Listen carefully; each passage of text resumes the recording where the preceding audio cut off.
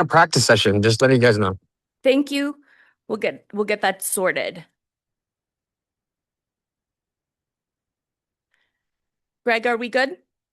Okay, perfect. So first we're going to go ahead and do our record of attendance. Dr. Warren, would you please call the roll? Member Ali. Here. Member Yusra Ali. Here. Vice Chair Bondo. Vice Chair Bondo. Member Bryden. Here. Member Lena. Here. Member Noor. Here. Member Opperman. Here. Member Sawtell. Here. Student Representative Grant. Here. Student Representative Milstein-Jones. Here. Student Representative Mohammed. Here. Student Representative O'Brien. Here. Chair Lentz. Present. And now the Pledge of Allegiance. Pledge allegiance to the flag, United States of America, and to the republic for which it stands, one nation, under God, indivisible, with liberty and justice for all.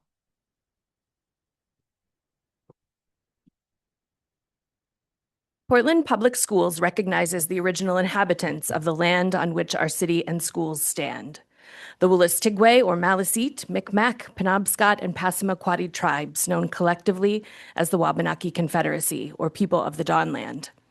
We are honored to have Wabanaki children among our students today, and as a district, we are committed to making the past, present, and future of Wabanaki peoples visible in our schools and classrooms. As a reminder of our mission, the Portland Public Schools is responsible for ensuring a challenging, relevant, and joyful education that empowers every learner to make a difference in the world. We build relationships among families, educators, and the community to promote the healthy development and academic achievement of every learner. And our definition of equity. Equity is all people being held to high expectations and having access to opportunities that are reflective of their individual needs, identities, and experiences. Equity is achieved in Portland Public Schools when there are no identifiable differences in outcomes and experiences for any population subgroup. And now we're going to move on to public comment. So if you would like to give public comment, you can come up to the podium, or you may raise your hand on Zoom. We do have a fair amount of guidelines that I'd just like to go over tonight, just to reiterate the container in which we hold public comment here at our meetings. So members of the public may speak on any subject directly related to the operation of the schools, except for personnel matters or complaints concerning specific employees or students, which shall be addressed through established policies and procedures. If an item is on the agenda, please use the public comment time associated with that item. Comments are limited to a maximum of 3 minutes or 6 minutes for individuals using an interpreter to make their comment. Individuals may not relinquish a portion of their allotted time to another speaker. The board may not respond to comments, and please refrain from responding in the audience. Speakers must refrain from engaging in disruptive conduct, including, but not limited to, using vulgar and/or obscene language, threatening others using words or by other actions, using pejorative or discriminatory language with reference to a person or group on the basis of their religion, ethnicity, nationality, race, color, descent, gender, or other identity factor, making defamatory comments, exceeding the allotted time limits, talking over or interrupting others, offering repetitive comments, and offering comment on matters unrelated to the school district's programs, policies, or operations. I will stop any public comment that is contrary to these rules. To give public comment, as I said, you can come forward to the podium or raise your hand in Zoom. Please begin by introducing yourself with your name and where you live. We will alternate batches from Zoom and in person if needed. I will keep the time and let you know when you have 30 seconds remaining, and then at the end of your time, I will announce that as well. If you get to the end of your allotted time and would like to request an additional few seconds, you may do so.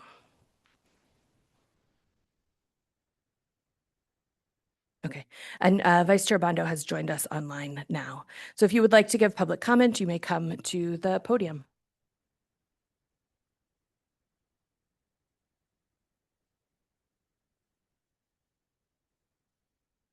My name is Timothy P. Wilson, or Tim Wilson. I live at Holt Hall, 79 Bramhall Street, Portland, Maine. I'm coming for a few minutes just to make you aware that for the better part of my life, I've lived in Maine since 1966. I'm the first Black teacher in a secondary school, and it was not in Portland, it was in Dexter, Maine. The reason I'm standing here is to remind the board there are a few of us who are left. I'm the last of a group of people who supported some of the things that you people are now having the opportunity to strive to get better with. I can give you some examples, but my time will not let me. For those who don't know the name, I'm the director and was the director for 32 years of the Maine Seeds camp, as well as vice president of Maine Seeds. At this present time, I'm not in the greatest health, and I'm relinquishing a lot of the things I used to do. But I got a telephone call from a couple of Seeds who were Portland Seeds. Moses Small from Portland, who is the weatherman for US Now. He's on television every morning at 5 if you want to see one of yours. I also have had the opportunity for Sarah Hassan, who's now a lawyer, who was also, and she graduated from here.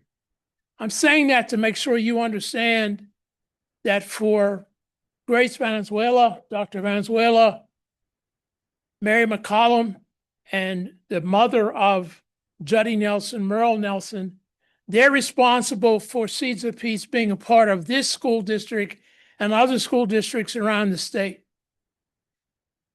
What I'm trying to say to you is you have a wealth of young people who are now adults who can be very, very important to this school district. This is the school district in the state. And I'm hoping that you all realize the importance of how you conduct yourselves has a lot to do with where this state's going to go. I wish you well.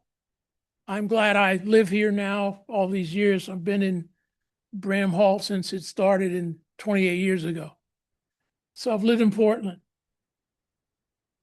If you want to know more, you know how some people know how to reach me. I thank you for your time. Please be careful. It's going to be tough out here. Thank you. Good evening. My name is Brian Wenzel. I'm a resident of Portland, Maine. Been here about 22 years, born in Portland. I have two children in the public schools, Reiki and Portland High School. We're actually 10-year Reiki parents. So I first just wanted to say thank you for the service of the school board, the work that you do in getting elected and then showing up these meetings. It's greatly appreciated. Our city's lucky to have folks like you who are willing to step up and put time into it. Like also to say specifically on our children's education, I'm just very proud to be a Portland public school parent, particularly a Reiki parent. Our kids had great experiences at Reiki with the faculty and staff there. Our son's having a good experience at Portland. We certainly know there are things that can be improved, but we feel like we're a part of a great community. And we're proud to be part of it and want to thank you, the school board, and the faculty and staff at Portland Public Schools for everything you do every day. So thank you. Thank you.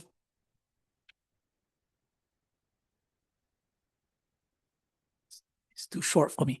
Hello, everyone. My name is Ahmed Abdurrahman. I am a resident of Portland, Maine for the last 21 years and a parent of PPS for the last 16 years. I have graduates and some in the middle, and expect to be as a parent of PPS for the next 10 years as well. I normally don't come here and speak publicly. I have supported the school system, either volunteering with the school board or the superintendent or working with Foundation for Portland Public Schools. I came here today for one thing that I thought was really needed, and I am very sure many people said it before me, but I'm going to repeat it. At a time where there's so much anger and tension, I just want to remind parents, leaders, when everything that you say or do goes around the world viral, very important for all of us to respect each other when we're discussing and disagree respectfully and be a role model for our young kids. And thank you so much for the work you do for all of you leaders. Thank you. We're going to go onto Zoom. Christopher Nolan, you're up.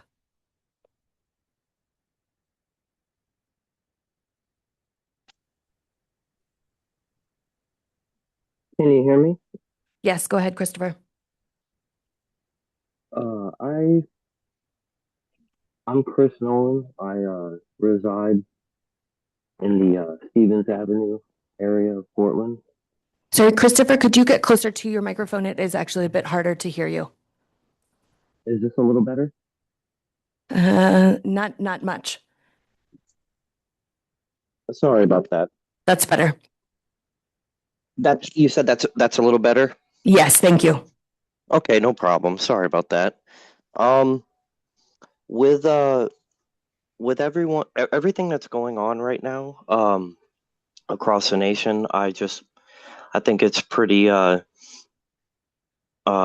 sorry, I'm not very good at public speaking, but with everything that's going on right now, I think it's really important to recognize the importance of our children's safety in our schools, especially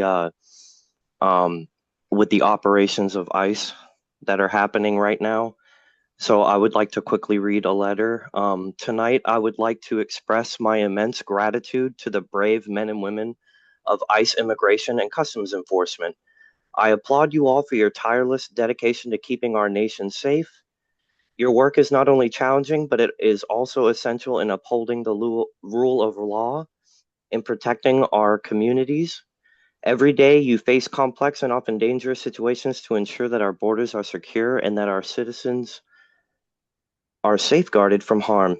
Your commitment to deporting violent, savage, repeat offenders and criminals who reside illegally in the United States is a critical part of maintaining public safety, and for that, we owe you our deepest appreciation. Your job demands immense courage, resilience, and sacrifice, often under scrutiny and pressure from deranged leftist socialists and threats of violence from the domestic terrorist Antifa. You work diligently to identify and remove individuals who pose a threat to our neighborhoods, ensuring that families across the nation can live without fear. By focusing on those who repeatedly break our laws and endanger our citizens, I help preserve the integrity of our nation and protect the values we hold dear. Again, I say we thank you for your unwavering service, for standing on the front lines, and for your relentless efforts to make the United States a safer place for all. I'd lastly like to urge everyone to visit the website goyimtv.st. That's GOYIMTV.st. Ask that you keep it to school topics, please. Sorry about that. Also, the last thing I'll leave off with is we must secure the existence of our people and a future for white children. White fucking power.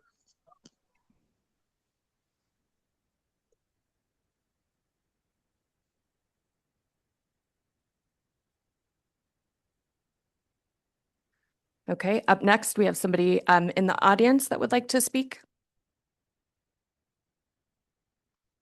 Yep.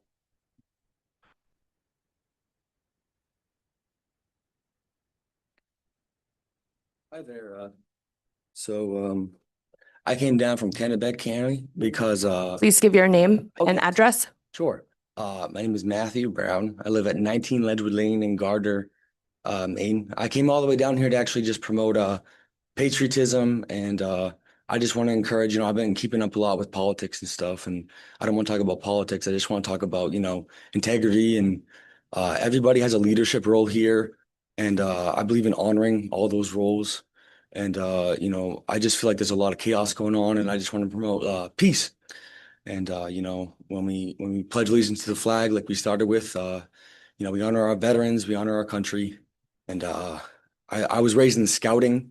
I became an Eagle Scout, and I just came to promote patriotism. And I want to encourage all the young people to consider, when you're done with your studies and you've really, grinded, to get involved in some kind of extracurricular where you can involve yourself with nature and really get out there. I know that this is a city. That's why I came all the way down here, because I really want everybody to, experience the gift that we have to be able to camp and, our ancestors and those that came before us in this country, they had to survive a different way. And, I've learned a lot in scouting, things I didn't get to learn in school. So thank you very much. Thank you. Nicholas Blanchard on Zoom, go ahead.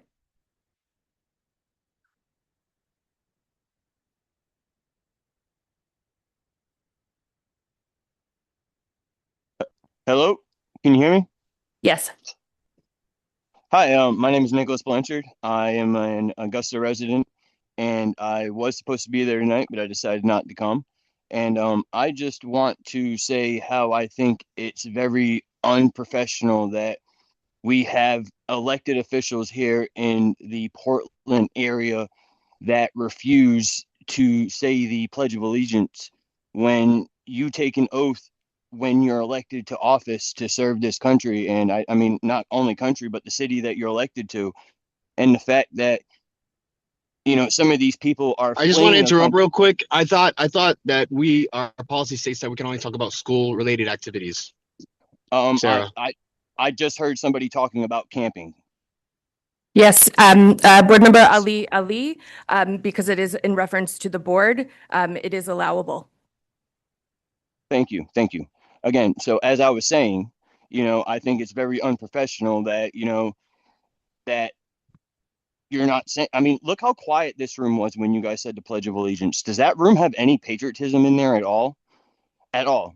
Do you guys have If you want to talk about the board, you may do so. Otherwise, you need to move on. I am talking about the board. I'm talking about how quiet the board was when they said the Pledge of Allegiance. I didn't hear any of you guys saying the Pledge of Allegiance on live. It was quiet. I could hear a needle drop. And I think that is very disrespectful to every veteran that you guys represent in that district that are fighting for the right for you guys to be able to sit on that board.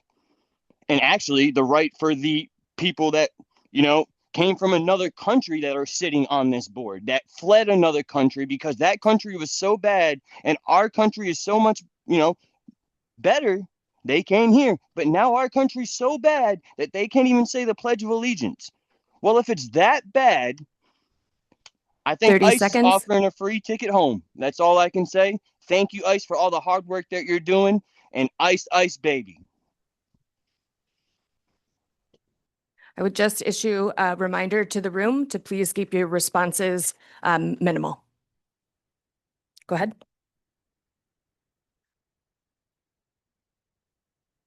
Sorry. My name is David Pay. I live on Stevens Ave here in Portland. And I would like to talk in what apparently is going to be a response to the person who just previously spoke. In the middle of World War II, my grandfather fought to defeat a regime that demanded compulsory obedience. During that war, the case of West Virginia Board of Education versus Barnett was heard. And in a 6-3 decision, the Supreme Court ruled that the First Amendment protects the right of all people in this country to choose whether or not they will recite the pledge. Justice Robert Jackson, in that decision, said, to believe that patriotism will not flourish if patriotic ceremonies are voluntary and spontaneous instead of a compulsory routine is to make an unflattering estimate of the appeal of our institutions to free minds. And it is ironic that some people who talk about liberty and freedom actually have so little faith in either ideal that they would demand compliance, that they would make a pledge of obedience mandatory and act more at home in North Korea than the United States. What do they want next? A picture of dear leader in every living room. We often talk about what it means to be an American, and I would say that being an American is not dependent upon how you worship, It's not dependent on the language you speak. And it sure as heck isn't tied to the color of your skin or where you were born or your willingness to recite a pledge. We are a country that was born in saying no to a king and in demanding the liberty to chart the course of our own lives, to be able to decide what we will and won't stand for. We are not a country built on fragile and fearful souls who would demand obedience to a pledge, and in doing so, strip it of any meaning whatsoever. I would say that the members of the board and the members of this crowd who don't stand during the pledge are the embodiment of what it means to be an American. And those who demand compliance or face punishment or expulsion, well, perhaps they'd be happier in a country where patriotism is nothing more than government-enforced obedience, because it seems like true patriotism is an ideal that is far beyond their understanding. Thank you. Again, room, I'm going to ask you, please do not respond. We're going to go back online. Up next, we have Richard Ward. Yes, thanks. Can you hear me? Yes, hello, can you hear me? Yes. All right, great, thank you. Richard Ward. I have a little speech here, and I have 3 minutes, correct? Richard, can you say where you live, please? Oh, Parkside neighborhood. Go ahead. Yeah, 3 minutes, okay. Ladies and gentlemen of the Portland School Board, parents, and fellow citizens, I'm speaking tonight before you as a proud Maine resident, outraged by the insidious forces tearing the fabric of our community and our children's minds. Our schools, once bastions of education and American values, have become indoctrination camps, pushing radical agendas that have no place in the classroom. First, let's call out the LGBT brainwashing that's infiltrating every lesson plan. Our kids are being force-fed propaganda about gender fluidity and sexual experimentation before they can even tie their shoes. This isn't education, it's grooming. We're confusing innocent children, robbing them of their natural innocence, and setting them up for a lifetime of regret and turmoil. Enough. We demand an end to this perverse ideology in our schools. Let kids be kids, not pawns on a culture war waged by cowardly, violent Marxists. And what about DEI programs? Diversity, equity, inclusion? More like division, exclusion, and indoctrination. These initiatives are blatantly anti-white, shaming our heritage and pitting races against each other. They teach our children that merit doesn't matter, only skin color does. This is reverse racism, pure and simple, and it's poisoning Portland's future. We must dismantle these toxic programs and restore fairness, where hard work and character define success, not victimhood narratives. Worse still, we're witnessing the creeping Muslification of Portland. Waves of unchecked immigrants are transforming our city into something unrecognizable, importing values that clash with Christian roots. Sharia influences are seeping in, eroding our freedom and safety. Richard, your comments are getting very close to being vulgar and discriminatory. I would suggest you change the I'm tone. almost done. But we won't surrender our culture. Portland must remain free and a beacon of Western civilization, not a foothold for radical ideologies. Instead, let's reclaim our schools for Christian values, the foundation of America's greatness. Teach the Bible's truths, love, morality, and personal responsibility. Instead, you teach anti-white hate and faggotry. Board members here, us, stop the madness. Protect our children, preserve our heritage, and put God back in our schools. Richard, we're going to Jesus go Christ. ahead and mute you right now. Thank you. Jesus. Thank you, Greg.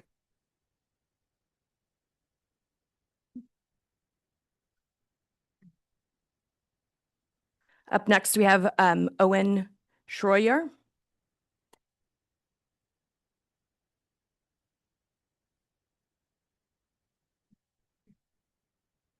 Go ahead, Owen. Hello. Can you Hello, please can you hear me? introduce yourself?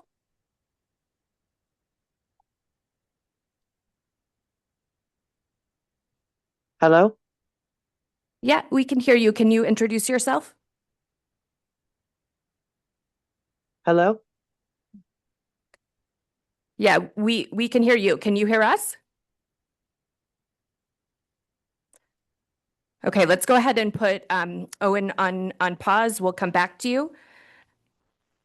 Let's go ahead with Letta Dickon next.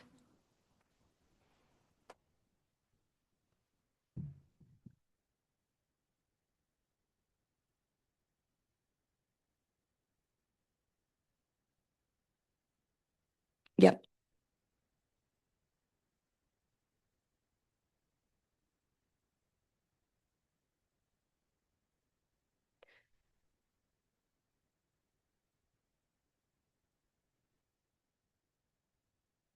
Please introduce yourself.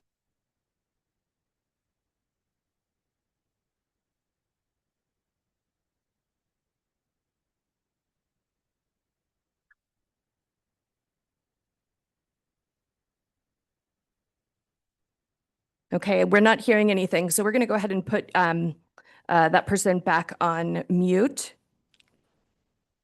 If there's anyone in the room that would like to give public comment, please come forward.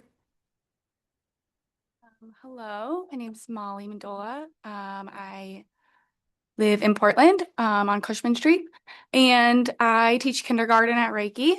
And I just wanted to say thank you to the school board. Thank you for not standing up. Right now we don't have liberty and justice for all. And so it feels really hypocritical to actually say the Pledge of Allegiance.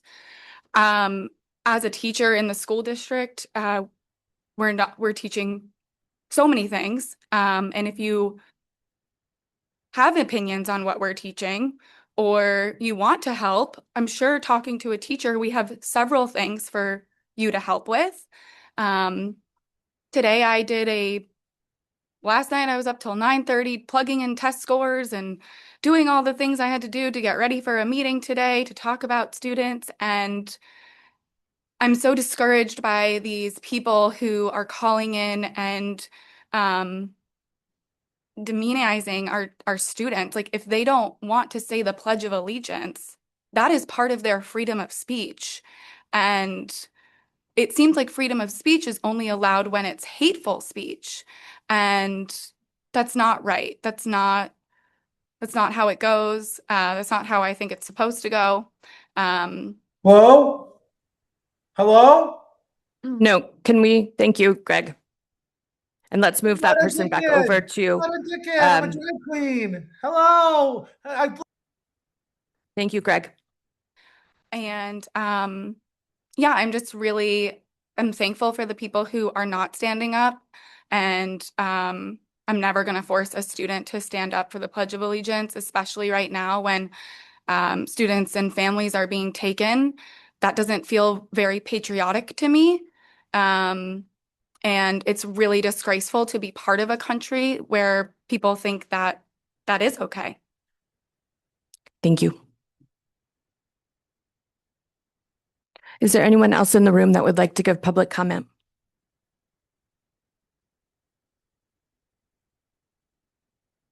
Hi, my name is Mariela Hakume. I'm a social worker at Deering and also a soccer coach. I'm a resident of Portland for the last 2.5 years. And I just want to make a reminder to all of us. Thank you, all of us who are continuing to support and champion diversity. When I applied for this job a year ago, the literal number one thing I applied was because I saw that Dr. Ahmed worked here, that Miss Noor worked here, and Dr. Giesman did his thesis, his doctorate in diversities and equities in schools. Those were the reasons I applied, and I'm so grateful every day to be here. And I just want to, again, I know most of us in this room know that the diversity is the most amazing part of being part of Portland Public Schools. And for those that show up here, we continue to show up not online, but in person. And also for those that are immigrants, that are people of color, that are LGBTQ, that are getting discriminated every single day, lean on us with privilege. We are here. We're going to fight for you. We will hold space for you. We will hold you. Please lean on us and everybody here continuing to do the fight. Go home and do your self-care, and we get ready tomorrow and keep fighting. Thank you.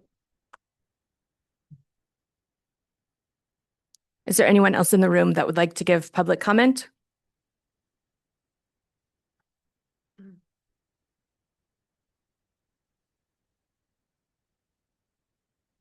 My name is Doug McCown, and I live in Portland. I have dealt in many areas of the world where there's a lot of conflict and a lot of more serious difficulties than this. But when I came into this room, I felt so relieved, and I am kind of astonished at the interest and the motivation. And I just want to say that as I look around the room and I survey people, I just feel that each one of them is a point of light here. And I just hope folks do not get too discouraged with all that is going on. Stay on course, please. And thank you, and kudos to each one of you. Thank you.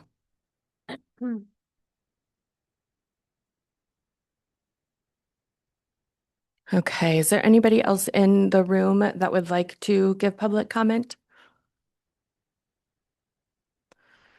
Because we are having some technical difficulties, anyone that is on Zoom that would like to submit public comment, you're more than welcome to do that by email or at the next board meeting. But at this point, I'm going to go ahead and close public comment.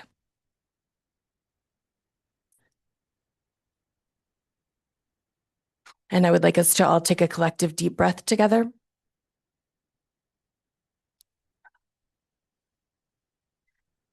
Thank you. I would like to just give a couple of words tonight in response to the suggestion that board members who are unpatriotic because they choose not to recite the Pledge of Allegiance here at these meetings. Patriotism is not measured by a single gesture or moment. The freedom to participate or not participate in patriotic rituals is itself a fundamental value of the United States of America, affirmed by long-standing constitutional law. As elected officials, each board member exercises that freedom according to their own conscience while remaining fully committed to the work of public education and the students we serve. There is no question in my mind that every board member here in this room gives so much to our district and our students. And our focus as a board will remain on ensuring that we have safe, inclusive, equitable, high-quality schools for every student so that they can graduate prepared and empowered for future success. I am so thankful for those in our community who are showing up to support us as individuals and as a district as we face continued hostility and harassment at a pace that is untenable at times. Your support is incredibly important, and I fear that it will continue to be so. So please hold on to your hearts and bring them back. I am also deeply troubled by the recent increase in immigration and customs enforcement activity across the country. I grieve deeply the death of Renee Good and honor her life, as well as all of the lives of others who have been lost during ICE enforcement actions. These losses are devastating, and they raise serious concerns about safety, accountability, and the use of force. Heightened enforcement and national news coverage increase fear and anxiety, and we are already seeing the effects in lower attendance and students carrying worry into their classrooms. Young people cannot learn when they are afraid. Portland Public Schools remains committed to being a safe, welcoming place for every student. When we receive information about increased enforcement activity here in Maine, we take it very seriously. We investigate what we are hearing, work with our community partners, work to understand the facts, and respond accordingly to support our schools and families so that we may, in fact, stay on course. I want to express deep, deep gratitude for our staff in the Multilingual Center, our social workers, our counselors, and all the staff and community partners who are showing up every day right now with their full selves to support our students and families during this time. Their care, expertise, and commitment are essential, and it is what makes us great.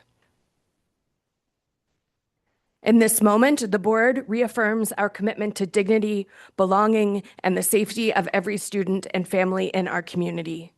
We affirm our commitment to not support ICE, and ICE is not welcome here. Like Mr. Rogers once said, in times where things are scary, look for the helpers. I see them in our schools, in our staff, and our students who are leaning in and supporting one another on a daily basis. I see them in our community and right here in this room. May we continue to show up fiercely as a community to protect this and each other. With deep gratitude to you all.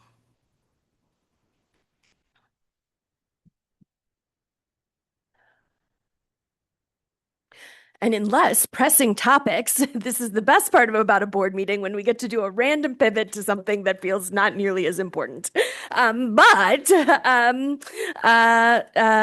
We have At the beginning of this year, I was privileged enough to give a State of the Schools address to the City Council. And I would just, that's featured on our website right now. It was really full of all the wonderful things that our district is doing. And I would just encourage all of you to check that out. I wanted to let the board know and the community know that the Boundaries Committee report has been postponed to the next board meeting, but it's coming on the 27th. The ad hoc committee that was formed to define the scope and process for hiring an external company to do an equity audit is meeting this Friday, and that process has started. They will be giving updates regularly at board meetings along other committees. And in something that is delightful, Seussical the Musical is happening at Portland High School this weekend at 7 p.m. Hold on, I just got to double check my times. Yeah, 7 p.m. on Saturday, 2 p.m. Sunday. I will be there to come see some delight and joy that our students are producing. And now I'm going to go ahead and turn it over to our superintendent, who's going to lead us. Yeah, go ahead. Just thankful for everybody being here, and taking stride in whatever you believe in, and protecting the rights of our people, I guess. I just wanted to remind everyone that there's a bill that actually just passed the legislature, a bill limiting the use of main resources to support the president's mass deportation agenda has become into law and will take an effect in 90 days after the legislature adjourns. LD 1971 passed the Maine state legislature in June 2025. It became into law without the governor's signature over the weekend. LD 1971 became law amidst nationwide protests and backlash against U.S. Immigration and Customs Enforcement's killing of Minnesota residents and U.S. citizen Renee Good. And it just as it continues, it says this includes to conduct, investigate, interrogate, detain, detect, stop, arrest, or search a person for civil immigration and enforcement purposes. This law will also prohibit detaining people on ICE hold arrests, using federal immigration officers for translation, and performing other immigration enforcement activities. So that came into law, and that was sponsored by Representative Deca Delac. And I just wanted to give a hard assurance to everybody that's working in our schools and everything for protecting our children. Portland is the most diverse city in the state, and we are the example. So encouraging to continue doing what you're doing. Stay strong. I'm staying strong. What's up? So thank you, guys. Thank you, Board Member Ali. And now I'm going to turn it over to the superintendent, who's going to lead us in a moment of silence in response to another deep loss in our community. Yes, thank you, Chair Lentz, and good evening, everybody. Just before I do that, just want to acknowledge that each time before we do superintendent comments or board chair comments, Sarah and I are able to connect and just make sure that we're aligned and not repeating things. And so just want to echo and appreciate your words as well as the state of the school. So thank you for that. I do want to start on December 19th. We had a loss in our community with the passing of Trey Boucher, who was an 8th grader at our Lyman Moore School. And so just want to take a moment in recognition of that.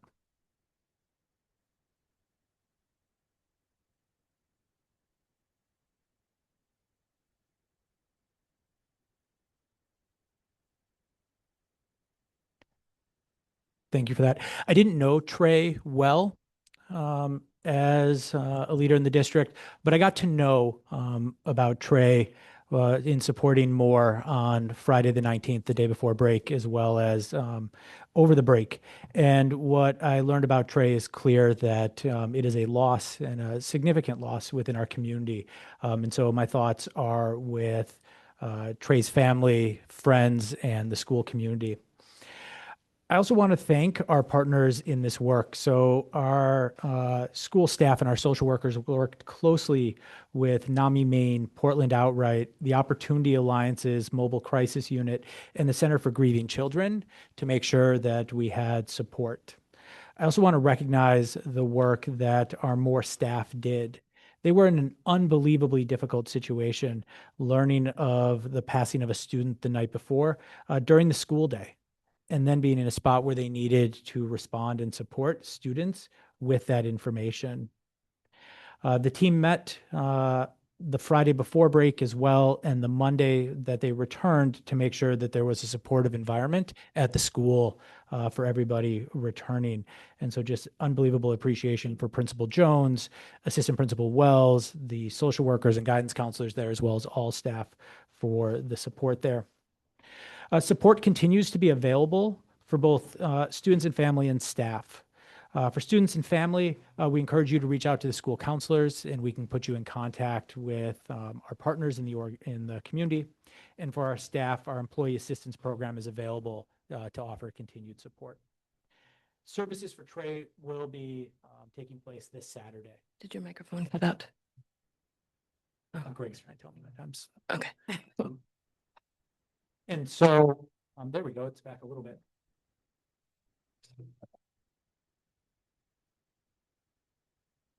So as I was saying, Trey's services will take place on Saturday. Switching topics here, no decision gets more of a response or more emails in my inbox than the decision around a snow day. Our preference is, and it is true, our preference is 100% for students to be in person in school. We think this is invaluable for educational purposes, social purposes, meals, and all that comes with being in schools, and some of which you heard about on the positive today.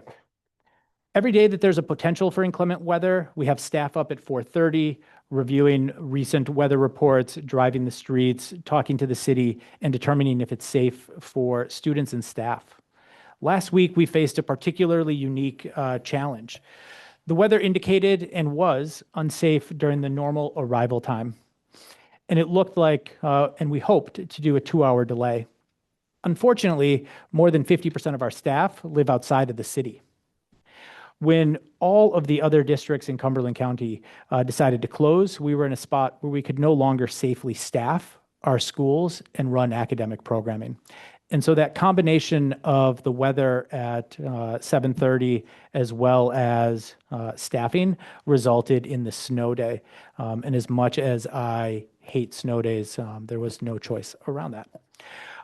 As a district, though, I want to acknowledge that we have 3 days of snow in our calendar. And after the third, we move to virtual learning. And so we are at this point in the school year at 2 days, which is nervous in January. And so on Monday, our school leaders and senior leaders in the district met to start to think about and to plan around what virtual instruction will look like if that pivot is necessary. But for anybody who wants to, you can certainly reach out and we can share with you what that plan is for our middle and high school. That is synchronous online learning. And for our elementary schools, it is asynchronous packet type work. On those days, meals are still available, and we will have that on our website so you can see where meal pickup is available for any student in our district. And for all of you who want to continue to email the witty responses about snow days, I appreciate it. I know I'm new to Maine. I did grow up in Wisconsin, and I do have experience with snow, but please keep the feedback coming. At this point, I don't know if you were, at this point, I'd love to welcome up Dr. Valenzuela. Dr. Valenzuela and her team have done amazing work over the last couple of years to support students and families that are facing housing insecurity. And so tonight, or actually last night, our Public Affairs and Legislative Affairs Committee was able to learn about this work and about the impact it has on students and families to be able to attend school and the risk of funding to continue this work because of the sunset of it at the state level. And so excited actually to have a big crowd here to hear this because we will need your help advocating for it. And so with that, I'm happy to pass it to Dr. Valenzuela and her team to share on this work. Thank you. Thank you very much, Dr. Scallon. Good evening, everybody. Good evening, board members. We are proud to share the impact of two critical state housing grants that have strengthened our ability to support students and families experiencing homelessness or at imminent risk of losing their housing.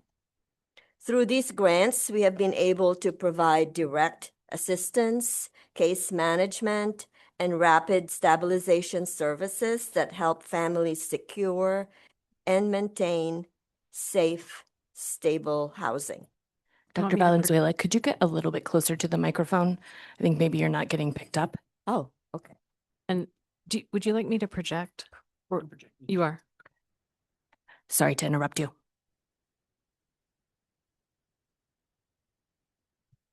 Ryan has the latest slides.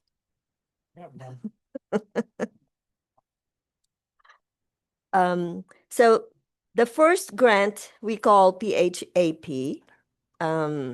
is from LD 384 Student Homelessness Prevention Program and awarded to school districts through the Maine Department of Education.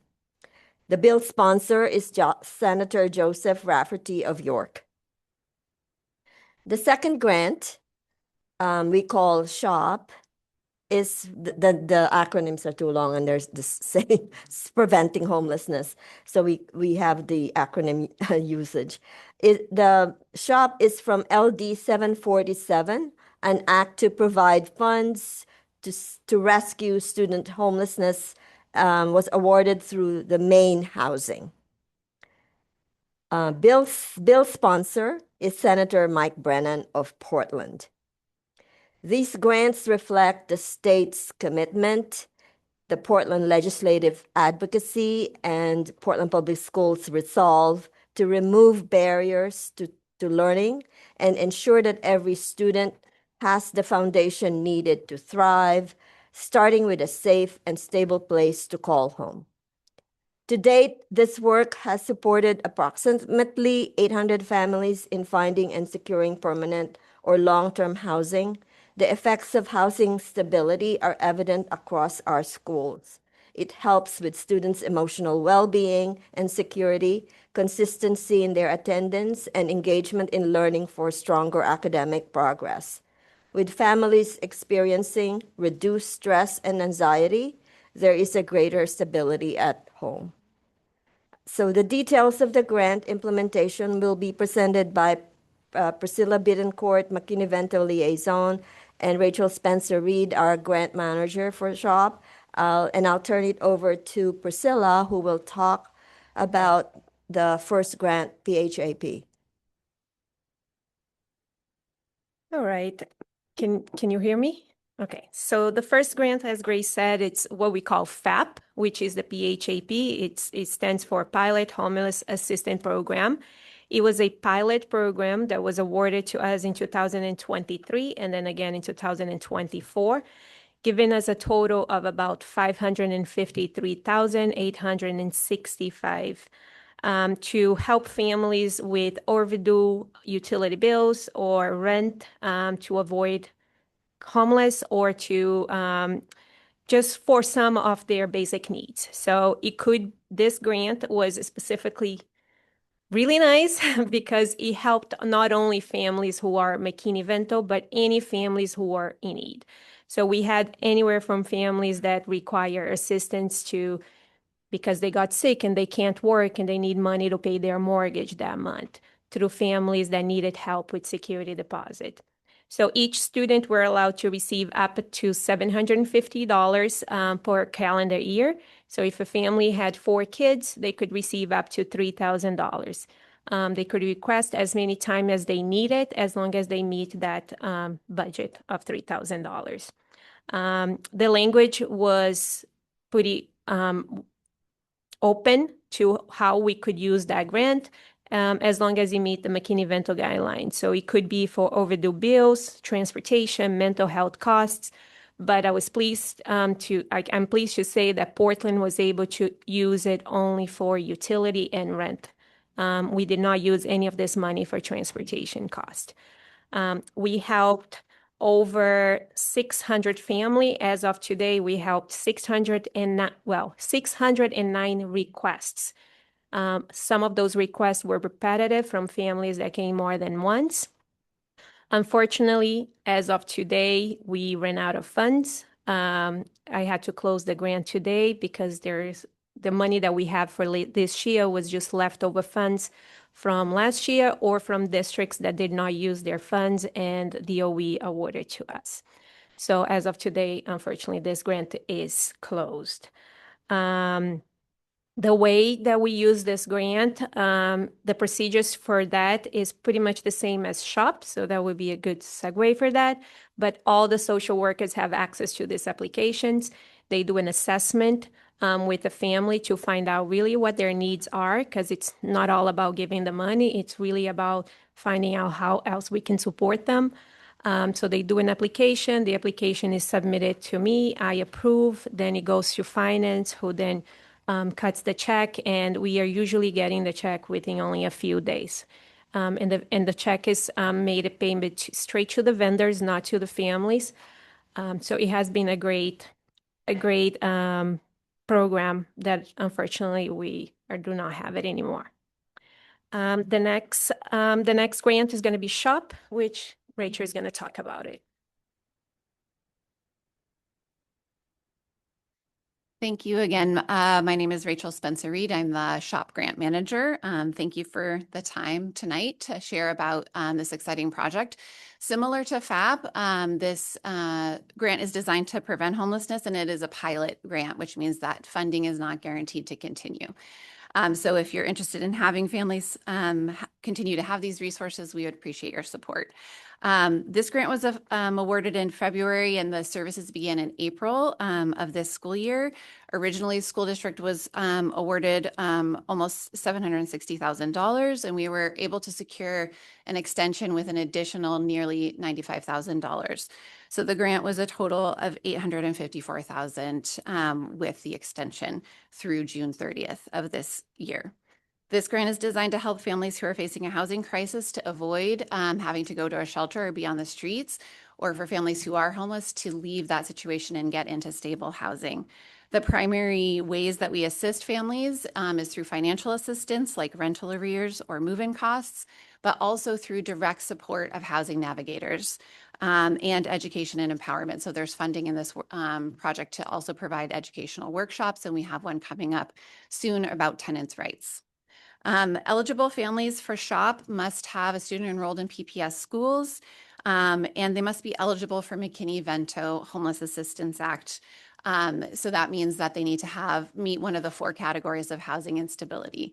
If a family does not have a McKinney-Vento eligible student in their family, then the only other way to qualify for SHOP is to have imminent housing loss through an eviction notice or a 90-day notice.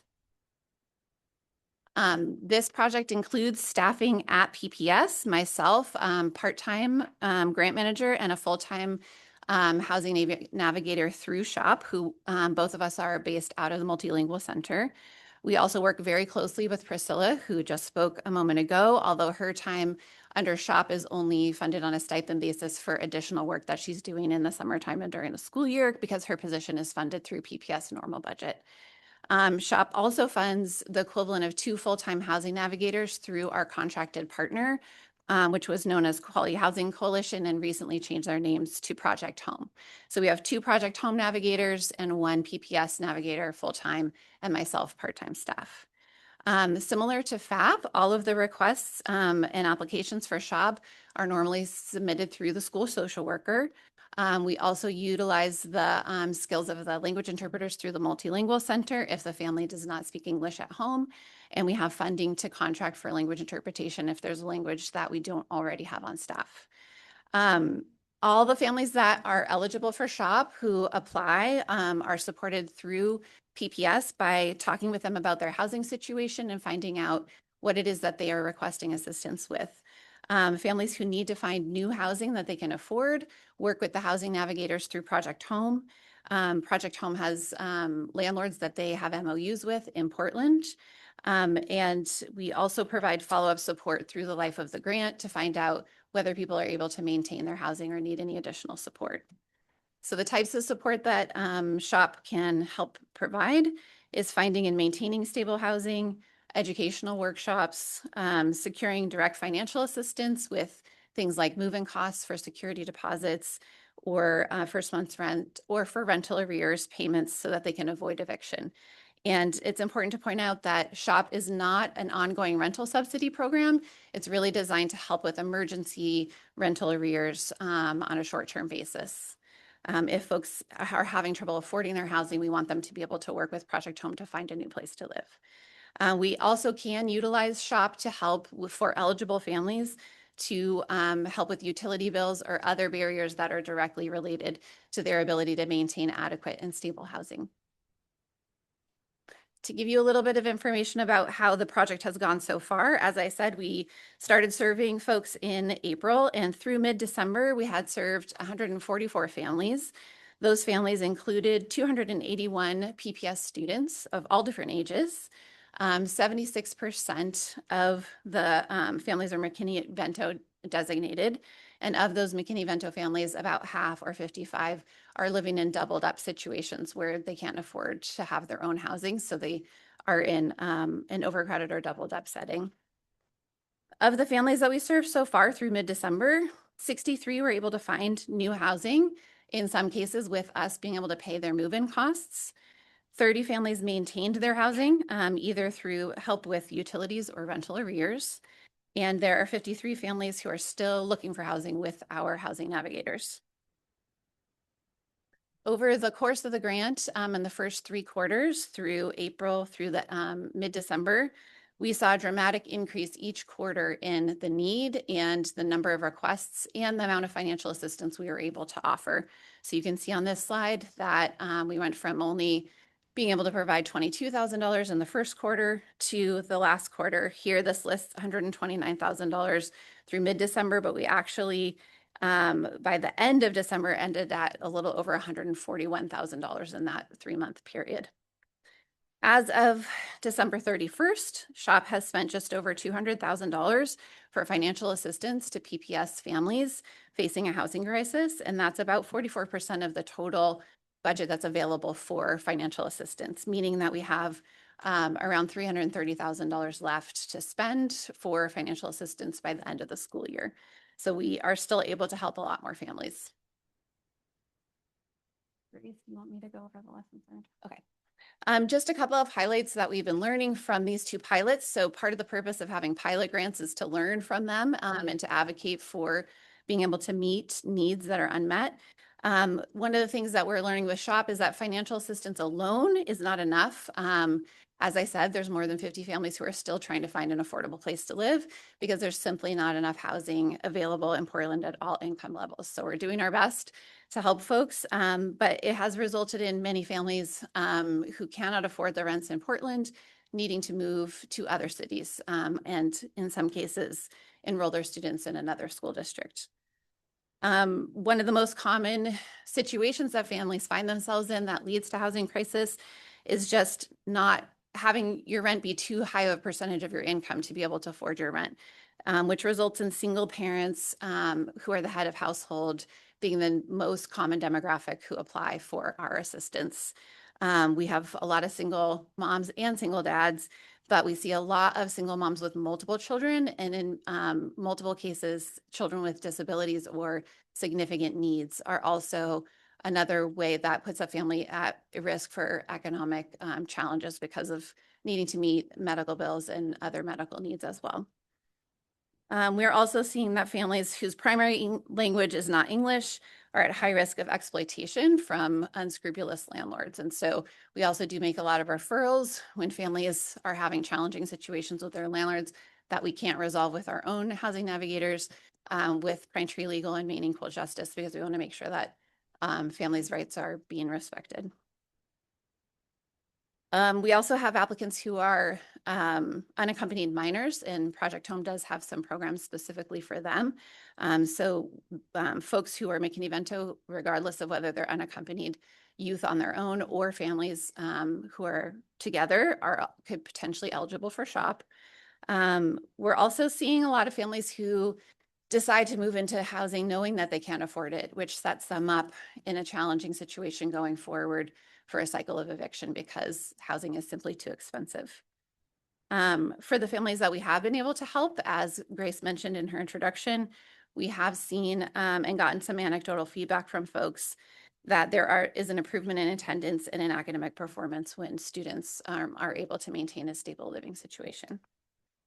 So the last slide that I'll just put up there is just a side-by-side comparison of the basics of the PHAP grant and the SHOP grant, which we already touched on, and I'd just like to open it up if folks from the board have any questions. Thanks for your time. Thank you so much for that presentation. I'd love to hear from any board members what questions you Chair have. Lenz. Oh, yeah, yeah, I of just want course. to make the concluding advocacy piece. Oh, please, please.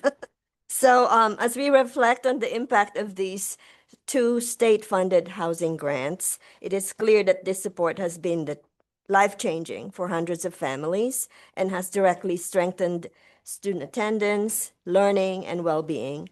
Yet, the need is far from over. Housing instability in Maine, and especially here in Portland, remains at a crisis level. Families continue to face limited housing availability, rising rents, and barriers that make it increasingly difficult to secure safe and stable homes. To sustain and expand the progress we have made, continued state investments and strong legislative advocacy are essential. These grants demonstrate what is possible when we prioritize housing as a foundational component of student success.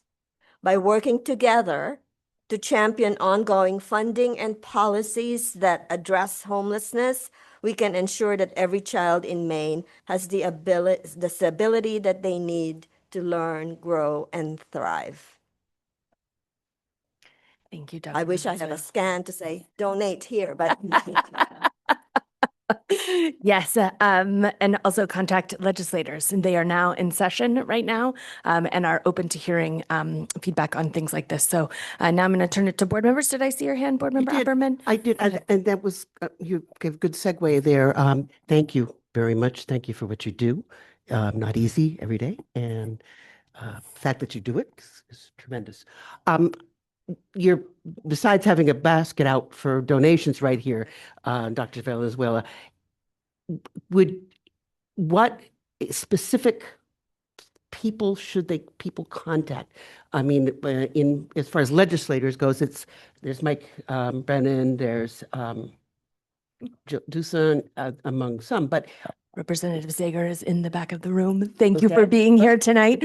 So the question is, so someone's watching or someone's in the audience, what would you suggest they do? Do you have a thought? Either you or you, the legislative committee, have a thought? Do you want to respond, Grace? Yeah, we actually talked about it yesterday in our meeting, and it is really one of the things that I'm pondering, and I don't know if Representative Baker kind of an idea about it. Sometimes I wonder what happens when a bill like this passes, and then it's implemented, and how often legislators hear from constituents the impact of the bill that they actually passed. And so that kind of engagement and feedback, I am not sure if that is something that happens frequently. And so, you know, that there's good in this, but they really need to know what we have done to the money that we are trusted with and the success and the people who are impacted by this. Yeah, and in public and legislative committee last night, we talked about reaching out to the original sponsors of those bills to engage them in a meeting. But I think if there was anybody in this room that wanted to reach out to your legislators and just say, you know, the funding for these housing initiatives within PPS has been tremendously helpful, and we'd like to sustain it, that will not hurt. What were the bill numbers again? LD 747 and LD 384. Yeah, I wonder if there are also people who have been helped, who are now in stable situation, that they might. Absolutely, who that can hear from they them. would make a comment, because nothing better than direct. Yeah, very compelling. Yes. Thank you. Thank you. Board Member Bryden, go ahead. Thank you, Chair. Thank you so much for the information. and the presentation. And my question is a very, very closely related follow-up to the last question. I'm curious about, so if somebody wanted to, reach out to their legislator and reference the SHOP and FAP grants specifically, I'm curious about whether they are, do they repeat every year? So like, for example, the FAP grant is, we're out of money. Is that going to get replenished? Does it need to have legislative support to continue on? Those sorts of questions. They're not, they're close. We haven't gotten any information. Okay. Actually, the interesting thing is that the pilot one for the FAP one, that one was designed for 1 year only, and then they renewed for another year for that. So it could happen for the other grant that we have, but we don't know yet. Okay, thank you very much. Thank you, Chair. Other questions from the board or any student representatives? Yeah, Board Member Ali, go ahead. Yeah, I just really want to commend all the great work you guys have been doing. I was really concerned about the immigrant inflection in status of housing, honestly, and any support. So for the school to take this on, I really appreciate all the work you guys are doing. I can see it in your faces. I hope you guys get good rest, and I appreciate you. Yeah, and just one fact that I learned last night in the presentation that I think is worth saying out loud while we have this captive audience here is we have almost 500 students who qualify as McKinney-Vento, which means they have housing insecurity in this district out of 6,000 students. That is a tremendous amount of students. And when you think about that, layered on top with food insecurity and all of the other social networks that we're seeing kind of disappear, like this is something that we will need community engagement on to be able to continue to support and scaffold our community around the needs that they have. Last piece of data. Yeah. Just one last thing. Usually we start the school year with a roughly amount of 300 students experiencing homeless. If we continue with this path with the grant, with SHOP, we are looking to start the school year probably with about 100. Which would probably be new students that we are identifying now until the beginning of the school year. Great, thank you. Okay, thank you for your work. Yes, Superintendent? Oh, yes, I was gonna turn it back over to you for your next topics.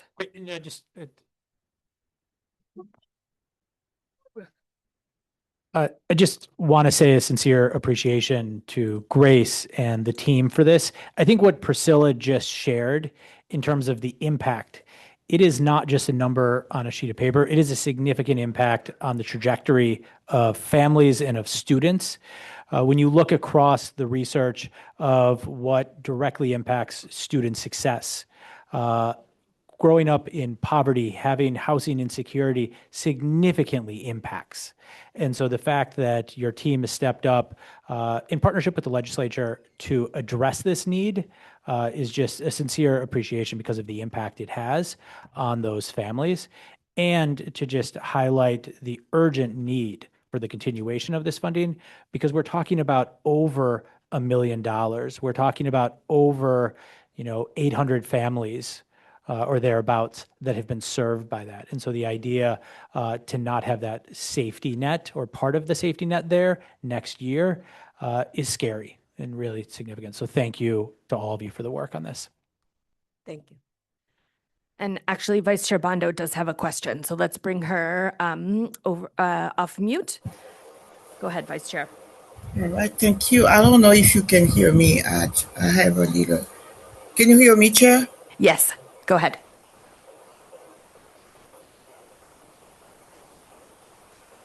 Can you hear me? When you say, can you hear me? If you're saying other things, we cannot hear those things. Oh, no, I just said that first. Okay, perfect. Perfect. Go ahead.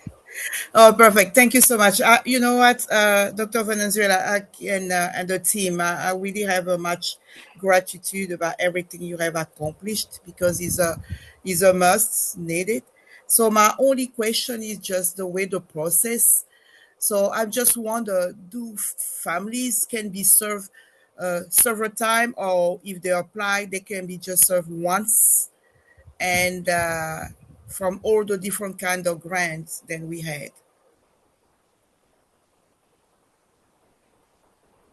Thank you for your question. So both the FAP and the SHOP grants, a family can apply more than once.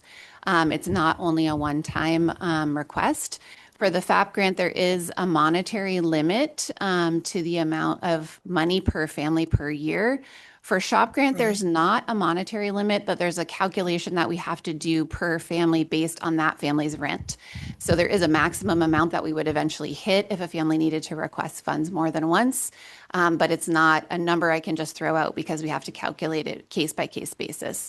But for the SHOP grant, just for FYI, so far the average award from SHOP has been $2,600 per award. So it's a significantly larger amount per award than in the other grants that we have. All right. Thank you so much. Thank you, Chair. Thank you, Vice Chair.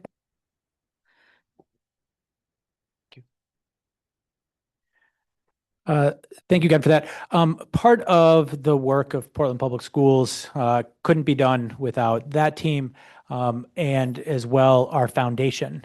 And so every quarter, Andy Weissman Summers, the executive director of the foundation for Portland Public Schools, provides a update to the board. And so happy to have her here tonight to provide that update. So thank you. Thank you. And Superintendent Scallon, would you be willing to project the slides as well? Thank you. I haven't done this in a while, but I'm going to start by just sharing the mission statement of the Foundation for Portland Public Schools. We have a big crowd here tonight. So as folks know, nonprofits have a mission and they all have a mission statement.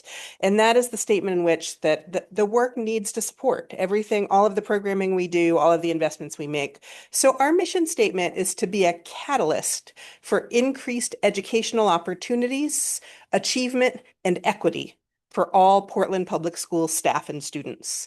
And that seemed especially fitting tonight. That's at the core of what we do. And to change that, that would have to change, everything about what we do as an organization. So we're deeply committed to that as the guiding principles. Thank you. So tonight I'm going to talk a little bit about the arts partnership, our food fund. I'll touch briefly on families in crisis because it is a follow-up to the presentations we just heard. And then, as we always do, give some recognition of some of our major gifts and donations. So the Portland Public Schools Art Partnership is in what we're calling its pilot year, and it is well underway. And so I wanted to start by talking about some of the programs that have fully launched through this work. Side by Side, which is a community partner here represented tonight, is kind of our primary planning partner in this.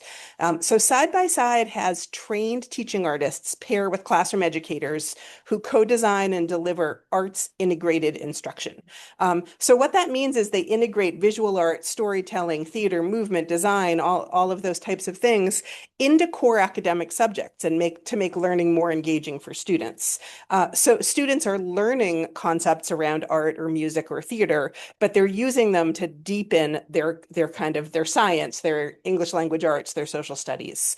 And what's amazing is Side by Side is working in 55 Portland Public Schools classrooms this year. The Arts Partnership is paying to support 3 of those projects. So I actually didn't check, but I think it's approximately 9 classrooms that are grade level teams at Ocean Ave Elementary School, Lyseth, and East End. So I'm going to briefly share each one.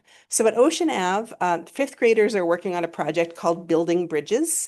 The teaching artist is Posey Moulton, and they're working with small groups to create model bridges, and they're going to be sharing research, sharing their architectural models with their families and with the entire school community. And those pictures are a little hard to see, but I encourage you to take a look at them because they're pretty amazing. At Lyseth Elementary School, they're working with teaching artist Leah Cross on a legacy mural project. This project is tied in with the art teacher. They're working with 4th graders, and they're using the school's values around community and inclusion to build a mural in their school, a mosaic mural, and also kind of learning the power of public art. And at East End, it's second graders who are working on how fossils tell stories. Kat, and I didn't know, I'm not sure if it's Labari or Labar, I apologize, I didn't check how to pronounce her last name, is partnering with the East End teachers to teach an integrated literacy and science unit. The 80 plus second graders are delving into science around how fossils reveal Earth's changes over time.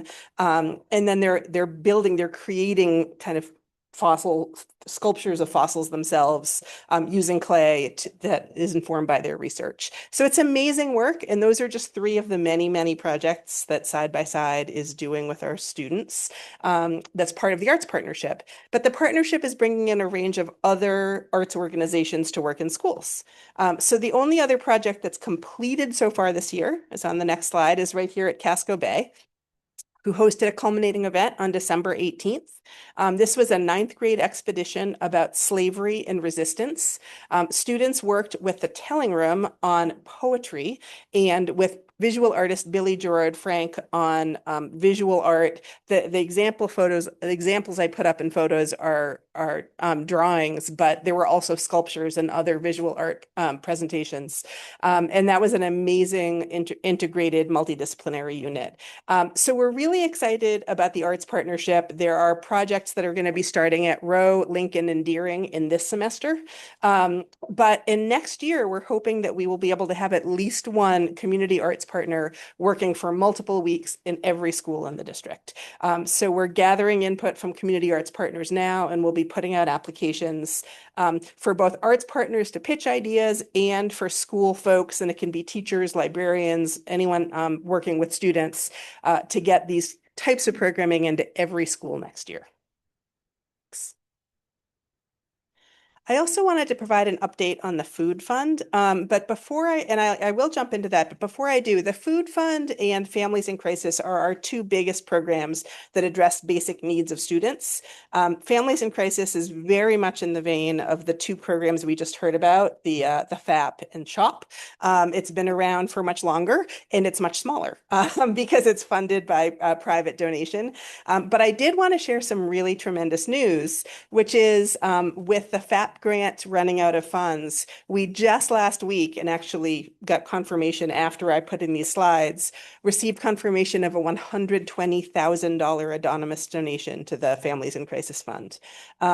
So that means we're going to not only be able to continue that fund, but we're going to expand our historic commitment of $5,000 a month to help families facing housing insecurity or utility loss to $7,500 a month starting this month. So that is very exciting. We're going to be able to grow that. And I did speak the last time I was here about the food fund, but I wanted to give a summary. The community response to the food fund requests when the government was shut down were tremendous. I know that that Sarah Lentz spoke about this briefly in her State of the Schools, but the final numbers as of last week was that we had 440 individuals, businesses, and foundations donate to help their neighbors when they were experiencing food insecurity. That's a lot of people, just to put that out there. We were really humbled by the number of folks, even if they gave $10, that these are people who care and want to make sure that the children in their schools, in their neighborhoods, in their homes are not facing food insecurity. Together, those contributions totaled $89,851. We've been working with the Portland Public Schools social workers and guidance counselors, and as of last week had distributed 880 grocery store gift cards with those funds. We still have some funds remaining. We also contributed $10,000 to the Locker Project to expand the amount of groceries they can provide in schools. And we're taking our direction from the social work team on how to spend the remaining funds that we have available. And then finally, I'm fairly brief tonight. I'm going to move on to our acknowledgements. I've mentioned each of the last bunch of quarterly reports that we've moved to acknowledging gifts of goods and services, gifts in kind to the district or individual schools through the foundation. So you used to get an update at every school board meeting about gifts received. Now you get them much less frequently, but they're much longer. So I apologize, but I'm going to read them all. From October to December, we received 50 total gifts with a value of $14,070. And in an effort to move us along, I'm not going to read the descriptions of what people donated, but they're available in the materials. But the organizations or individuals who donated items to the district include Trader Joe's, Whole Foods, Gary Glick, Sharon Brzezinski, the Jewish Community Alliance, David Wood Clothiers, Amanda Barbo, Elizabeth Russell, Maine Health Orthopedics and Sports in Falmouth, Back Cove School, Brandy Lawrence, United Way of Southern Maine, Elizabeth Russell again, Joe Wolfberg, the Francis Hotel. And then you'll see if you're looking at this list, like why would anyone donate gift cards and nights in hotels to schools? This next bunch are donations that went for the Make It Happen auction. So these were things donated to raise money for the Make It Happen program. The Weldon Hotel, Longfellow Books, it's a Cayo Minato, Washington Baths, Float Harder, Bruno's Restaurant and Tavern, Caravan Beads, Sherman's Maine Coast Bookshop, Bayside Bowl, the Children's Museum of Portland, Audrey Cabral, Jessica Kane, Alexis Warren, Storied, Portland Power, Paddle, D. Cole Jewelers, Portland by the Foot, Move Maine or Move Me, Pilates, Old Port Fitness, Eva Rock and Fitness, Pure Bar, Canopy Hotel, Black Mountain of Maine, the Portland Yoga Project, Boone's Fish and Oyster House, Portland Yoga Collective, Yosaku, Paimen Miyake, Three of Strong, Rose Foods, Allison Prybush, Kevin Buckley. I think that's it. All right. So thank you to all of those folks. That's a tremendous number of donations. I'm not going to read all of these, but I am going to shout out that we've had 26 businesses or foundations who have donated or given grants in this 3-month window with a total value of $98,294. So these next couple of pages list those. I'm not, again, as I said, going to read them all, but you're welcome to ask questions if you have any. Go to the next slide. So again, that's, I think, the second and final slide of business donations. And then, oh, nope, there's a third slide of business donations. And then finally, individual donors. Oh, I didn't realize. I forgot there were so many slides. Okay, one more, Superintendent.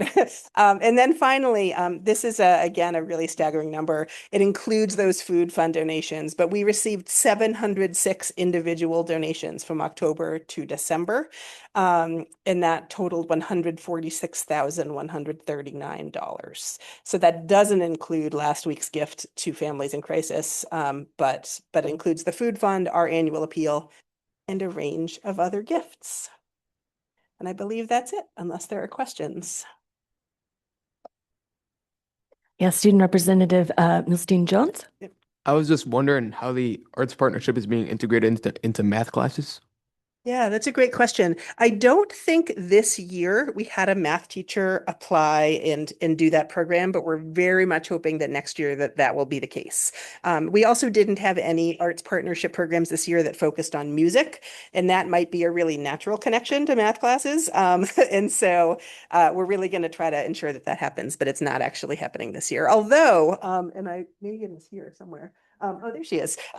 I would venture to say that the architecture bridge program would certainly have some math in it.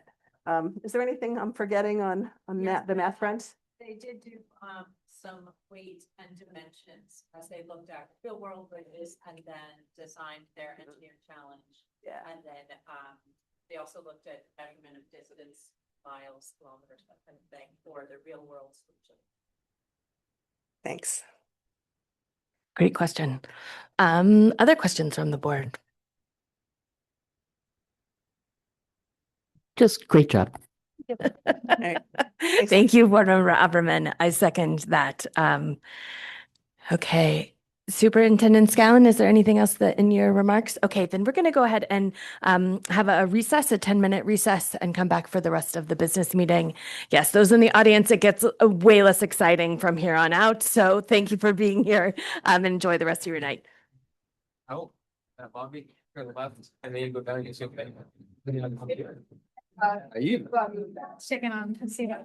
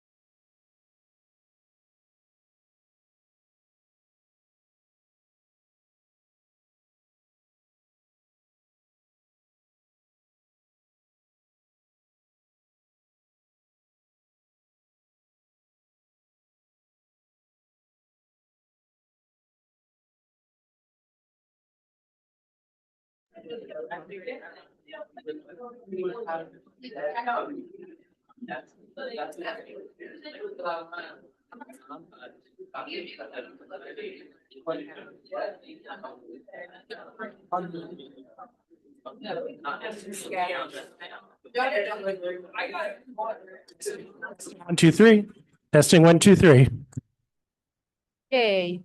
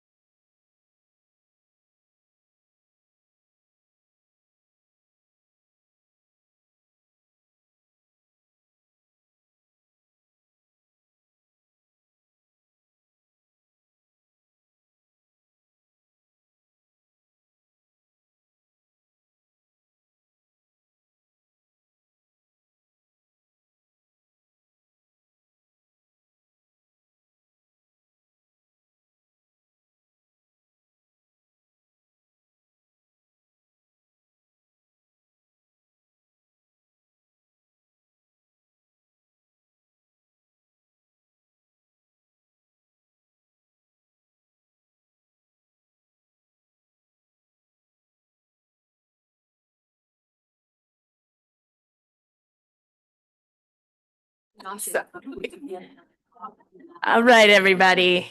Okay. Sorry that I undersold the remainder of the meeting and lost our whole audience, but for those of us that are still in the room, it'll be a good time.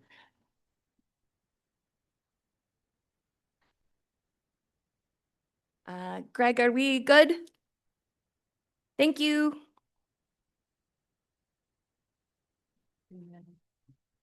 Okay, so up next we have the report of the secretary. I'd be bringing the consideration and action to approve the meeting minutes of December 16th, 2025. Are there any corrections to the meeting minutes? All right, then seeing none, the minutes are approved as distributed. And then up next we have personnel. Who's doing personnel tonight? Good evening. You even switched it out. Switched it out and still doesn't work. Good evening. I'll be doing just quickly the personnel. Tonight we have in front of you 2 probationary teachers for approval.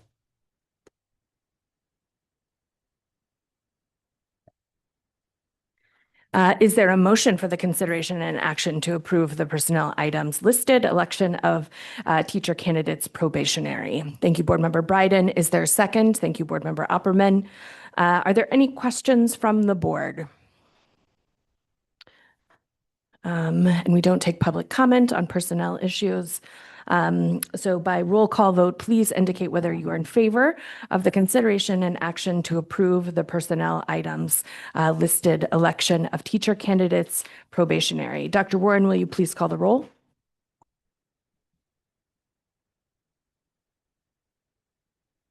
Member Ali.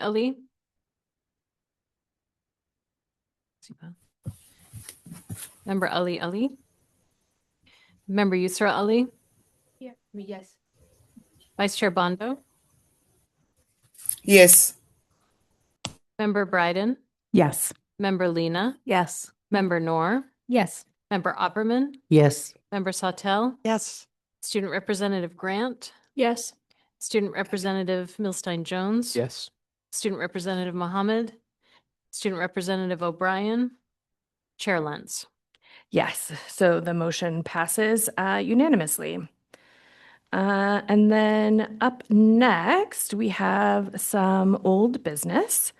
We have the consideration and action to approve the board resolution. Let me just make sure I have the language correct on this. Yeah, the consideration and action to approve board resolution on CDS transition. Dr. Warren, I don't know if there's anything you want to say about this. I know we did a great workshop the last time we met. I don't have anything in particular unless there are questions. I'm happy to answer those. Beautiful. So I'm going to go ahead and make the motion, and then once we get the motion on the floor, if there are questions, we can ask Dr. Warren. So I would make the motion for the consideration action to approve the board resolution on CDS transition. Is there a second?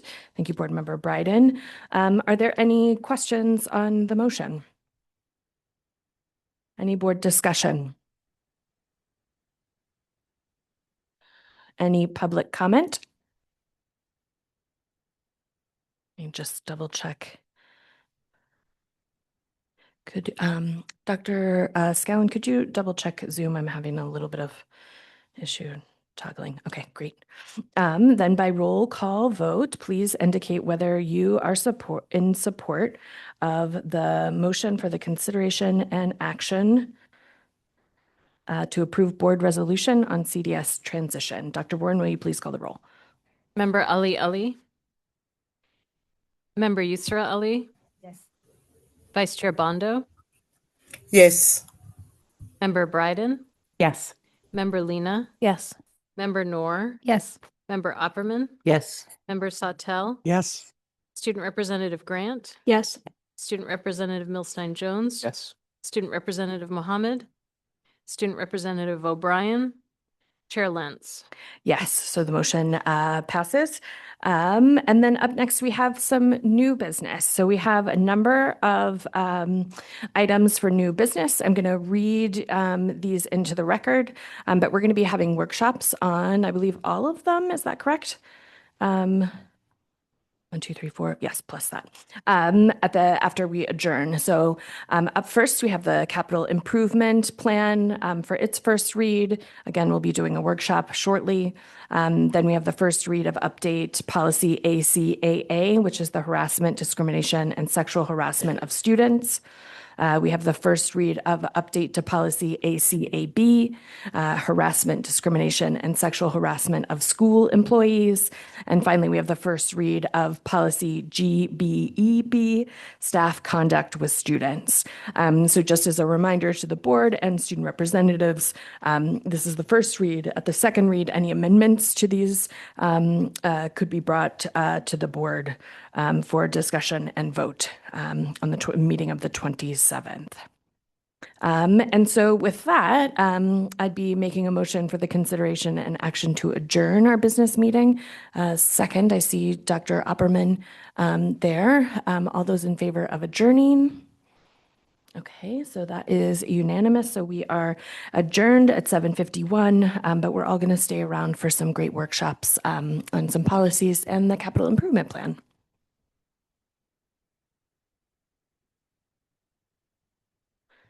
Dr. Warren, we're ready for you. Oh yeah, let's do that. We'll do capital improvement plan first and then policies. Good evening, board members. Every year we go through our capital improvement plan. These are usually bigger projects that don't sit within our operating budget, but instead are bonded for payment over 20 years. Every year we look at the list of projects that we have, and the list of projects that we need to address for our facilities is much longer than the funding that we have available to do it. And so I just want to say two pieces around that before I turn it over to Director Sweeney. One is that you will see in this upcoming budget, as we go through fiscal year 27, you will see that we will ask for funding to do a new facilities assessment. That assessment is to update what happened in 2016 and to again guide our work over our facilities for the next 10 years. And so you will see that. The second piece I just want to highlight is that the unfortunate thing is because of the amount of projects that we're talking about, we typically look at projects within this idea of safe, warm, and dry as the bare minimum. That is truly the bare minimum and something that we should be higher than, but at this point, that is where we're at when it comes to capital improvements. For I guess the last several months, Director Sweeney and her team have been working together to look at where the most pressing priorities are. And last night, the finance, personnel, and operations moved forward the portfolio of projects we're going to talk about tonight. And so, Director Sweeney, I will pass it to you. All right, good evening. I'm happy to be here to present the capital plan that was approved last night by the Finance, HR, and Operations Committee. Dr. Scallon, if you could project the presentation, that would be great.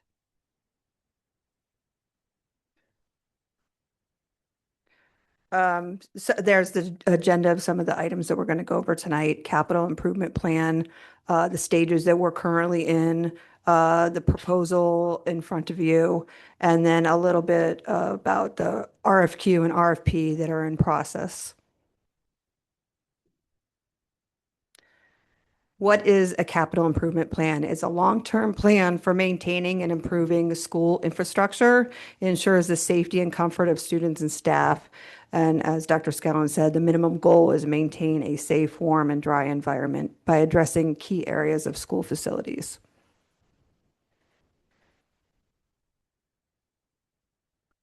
Safe, warm, and dry. Safety first, protecting our students and staff. Some of the items that we would be looking at would be the school entry vestibule constructions, electrical and lighting repairs, door access controls, parking lot repairs, keeping students and staff warm, the HVAC system replacements, keeping students and staff dry would be the building envelope, which would be masonry work, roof work, and then many of the projects were identified through the district's 2016 comprehensive facility assessment, which is linked here. And then there's also a link of project status of all of our projects under the CIP 2027 link and the proposed ones in this proposal. So some of the things we're trying to accomplish by being safe, warm, and dry facilities, stronger learning environments, comfortable, healthy buildings create spaces where students and staff can perform at their best, financial sustainability, energy efficiencies, and system upgrades can reduce operating costs over time, and facility longevity, strategic reinvestment slows building deterioration and maximizes capital assets. The next slide are the phases we are in with all the projects that we currently have bonded and then the proposed recommended new projects that are on here. Currently, we have 12.43 million in various stages, and our new proposal recommends an additional 5.7 million in projects that are essential for keeping our students and staff safe, warm, and dry. So these are the projects that are in the plan. I'll go through each one. First one would be the central office multilingual wing rooftop unit. It continues to need major service. It's at the end of life. It's just holding on by Band-Aids at this point. Deering High School, replacing the storefront doors on the gym side. This is something that came up over this last year. Identified that the storefront system is failing and needs replaced. There's a district-wide HVA system ask. Final project selection will be informed by facilities condition, data, maintenance history, and future facilities assessments to ensure equitable district-wide investment.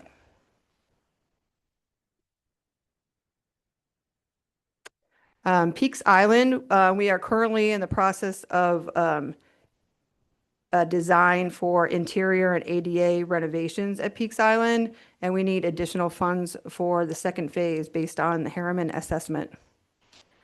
Portland High School, the front steps at Portland High School need major repairs.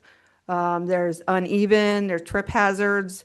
On the Chestnut side of Portland High School, the entrance masonry is crumbling like the front facade was. It's also doing on the other side. And Lincoln Middle School had a delaminated roof over the gym in November. We have temporarily repaired it, but it's in need of total replacement. Let's see, Paths, Building B, the HVAC unit is original to the building. Units are beyond end of life, and new code requires a more robust HVAC system for vocational classes with 100% fresh air supply. And then at Paths, over in the Building B, the sanitary floor drains that serve the auto garage, pipes and drains are failing and leaking onto the floor below. And then I have added at the end multi-school camera upgrades, updating outdated security cameras.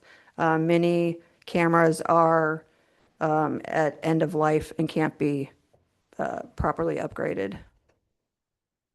So that is the total of all the projects at 5.7 million. Annual debt service cost over 20 years would be $451,410. And I believe last night we spoke about the tax rate being increased by 0.35% with this ask. So that's the end of, do you want me to move on to the RFQ and RFP slide or just wait there for question and discussion? If I can just add one additional piece, or I guess two very short pieces. One is I would just encourage board members to look at the link that is available in the presentation to see the full list of projects, because sometimes people look at this and think that this is the set of projects that need to happen. It's actually quite extensive, the list of things that didn't quite get to here. The second piece is the estimated tax increase that Tamara mentioned is at this point just an estimate. But I know that board is often asked, what would this mean? And so we just wanted to share that. And that's on the school side, not the general. Correct. Yeah.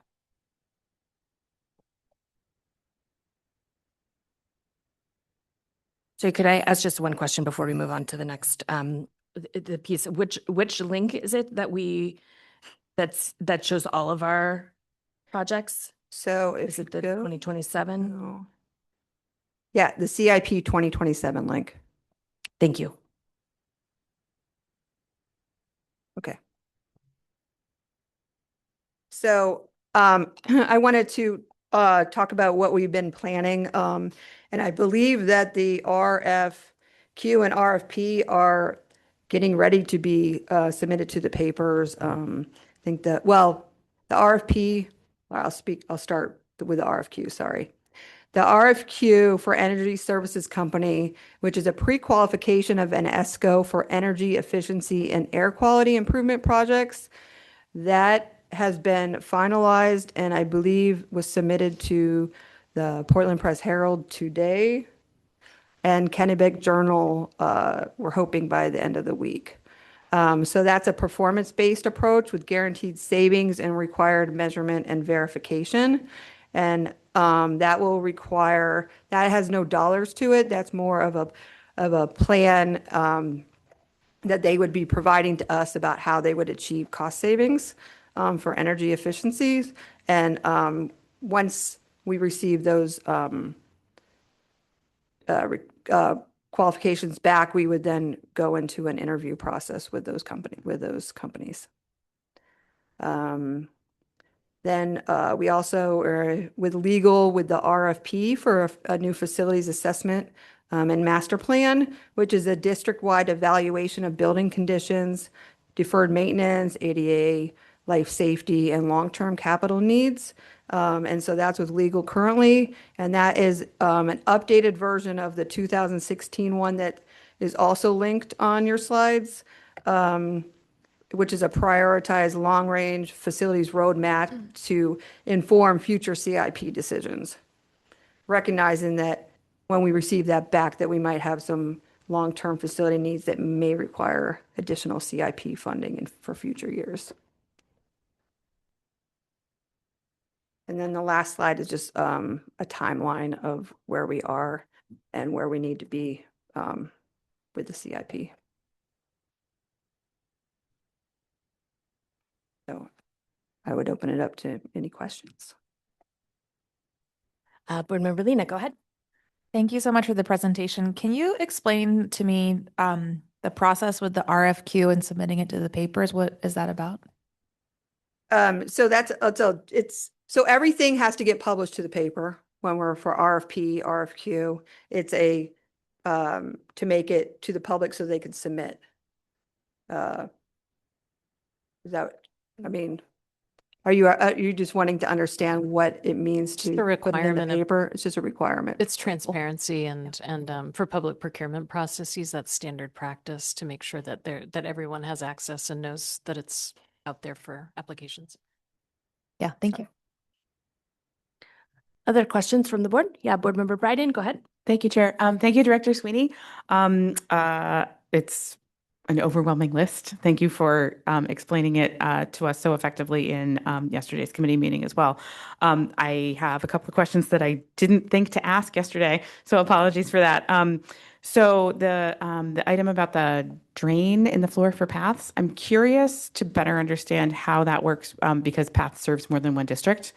Is the $150,000 our share, or like how do other districts also contribute to that? How does that work? As far as I know, there are buildings, so we maintain the structure of the buildings. Okay. Thank you. My other question about that, the slides with all the line items, I think the smallest single line item I saw in terms of dollar amount was $100,000. And I think this is actually more a question for Superintendent Scallon, but I can certainly stand to be corrected. I'm curious about whether when we are talking about this again in 2 weeks, whether it's possible, I'm not suggesting that we do this, but just in terms of like the mechanisms that are available to us as a board, could items be removed from this process and put into the local budget? So they could, right? So that's just really a question about whether we are choosing to finance or to pay within our operating budget. For something like the HVAC, the $2 million, that would have a significant impact. If you look in the budget book for fiscal year 26 or when fiscal year 27 comes out, you will see that there are other projects that are funded on the operating budget. But this is that constant give and take. And one of the things that we're always looking at when doing this is what's the life expectancy of it. And so we don't want to be in a spot where we're bonding something that has a 3-year life. And so we look at longer projects, and that's usually the difference more than just the overall dollar amount. To be clear, I was not thinking about a $2 million HVAC line item for that question, but yes. Thank you. And then my last question has to do with the RFQ and RFP timelines. So appreciate that they're going in the paper. What's the deadline for companies to respond to the RFQ? And I know that the RFP is not yet published, but like what will be the amount of time for responses? So February 12th was the date. February 12th for the RFQ. I had to go back and look and see what he said. And the RFP will probably be a little bit of a longer process. And that is with legal right now, so I'm not really sure when the timeline will out. No, that's but okay. that I believe we give 4 weeks. Okay, so Once there's a it's period of published. time for vendors to take a look and see whether they want to bid and how they want to bid and all that. Yeah. Okay. Usually it's like 4 weeks once it's published. Okay. For the RFP. Thank you so much. Thank you, Chair. Other questions from the board? I was just curious, and I know that we talked about this last year a lot around remaining ADA projects, which I know it kind of falls into the category of safe, dry, and warm, but is slightly different. And I know we talked about the tension between being able to get people to design them and to do them, and there was just like a backlog. Anyway, I am curious if there are still remaining projects that are not on this list. At all, and kind of like what the scale of those are. And if you can't speak to that now, I would just like to get that information before the next meeting, if possible. So currently, I'm working on a bid right now for the Portland High School locker rooms for ADA work that we're going to hopefully do this summer.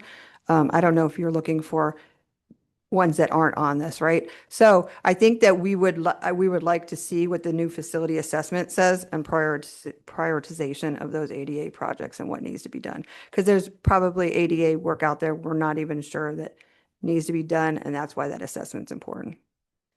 Okay, that makes total sense, especially because I think code has probably changed since the last time we did the assessment. But so I see the peaks piece here, but I'm just wondering, like, I would like to know what other things are maybe coming that would be a potential that we could potentially add to this package. And I know that we probably won't get the full assessment done before the next meeting. So I guess and I don't know, Superintendent, if you want to jump in on this,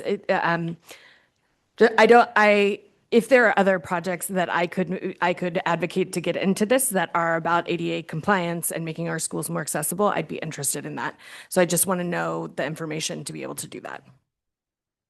Yeah, I think we could look back at the 2016 assessment to see which of those would potentially fall under the ADA sort of lens and share that at the next board meeting or in the board update. Just recognizing, as Director Sweeney said, that list is pretty much out of date as soon as it comes out at a certain level, but it's certainly out of date at this point.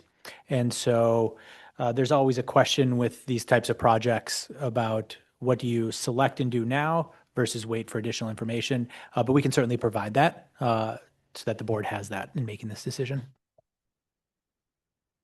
Great, thank you. And I say that recognizing that you are prioritizing a ton of projects, and that is just something that is of special interest to me. Yeah, ADA work's super important. Yes, Yeah. yes, I didn't, yeah. And then I am just curious, I know that like a lot of this, like with the RFQ or whatever the letters are, there's been overlap with the city, and I'm just curious if someone could speak to kind of like how is it overlapping or not? Like, I know that this is something also that we're hoping to clarify within the MOU, but this is definitely a gray area. And so I'm just curious if someone could speak to any areas of overlap or not. No, we're doing a separate RFP for building assessments at this point, and the RFQ is a separate just for school buildings. Yes, and so when it comes to those two, they're separate and we're going separate process after engagement with the city, just around what makes sense of that. I don't know if part of your question was about overall typical RFP process. Great, then I will let that sit. Beautiful. Just a question that the community comes back to and we come back to: who's in charge of the buildings, who, like playgrounds versus roofs versus all of those things. So I was just curious kind of how we've landed on this, and hopeful that it will be in the MOU very clearly when that happens. Other questions from the board? Just double check. Anybody see Mickey's hand? Vice Chair Bondo? No. Okay, great. Well, thank you so much. Really appreciate it. Good night. Thanks.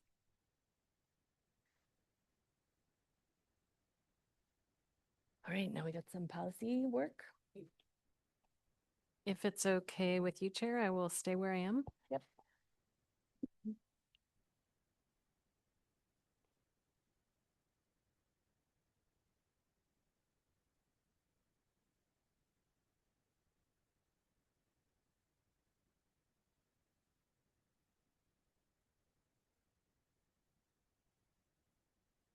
All right, give me a second. I'm in.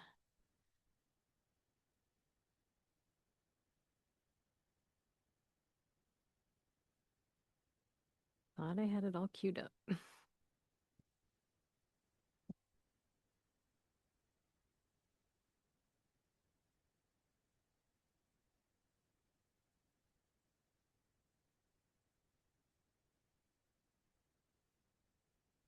try again.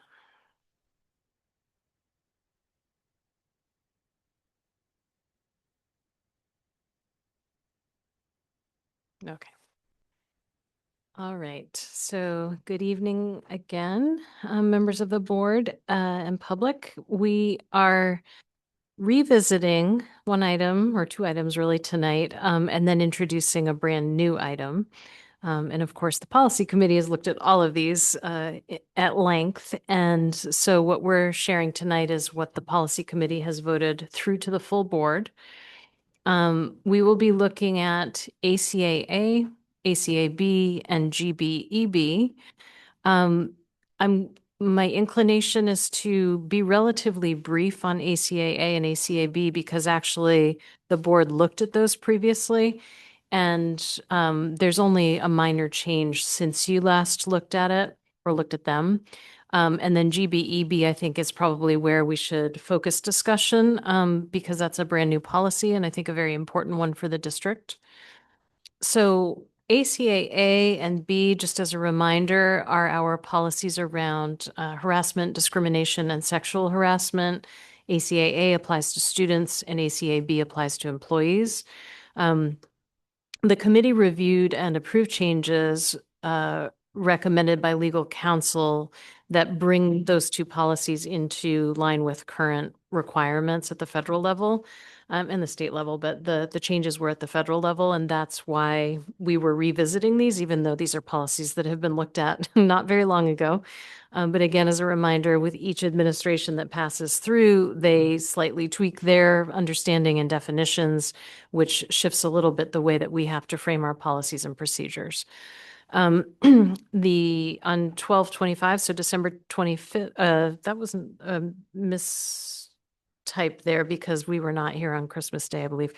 The board sent, so the previous meeting in December, I think it was the 15th, the board sent the policy back to the committee to review. There had been some public comment at that meeting suggesting a potential revision.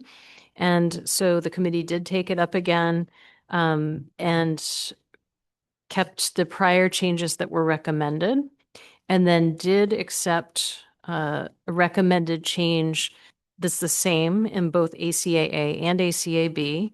And you can see here the language. So the original language was in section 4, there was a sentence that said, PPS will establish an anonymous reporting process to provide employees the option to make a report without elevating it to a formal complaint. And the new language that the committee approved to replace that is PPS strives to ensure multiple avenues for reporting concerns about harassment and discrimination, including to maintain and publicize an online reporting form that is easily accessible and that provides an option to make an anonymous report without elevating it to a formal complaint. And part of what I heard the committee saying there is that having it stated in policy that it will be accessible and online was important. That is our practice, but this would codify that in policy.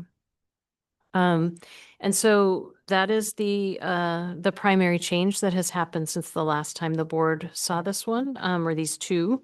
It's the same, effectively the same policy, but just again, one applies to students and one applies to employees.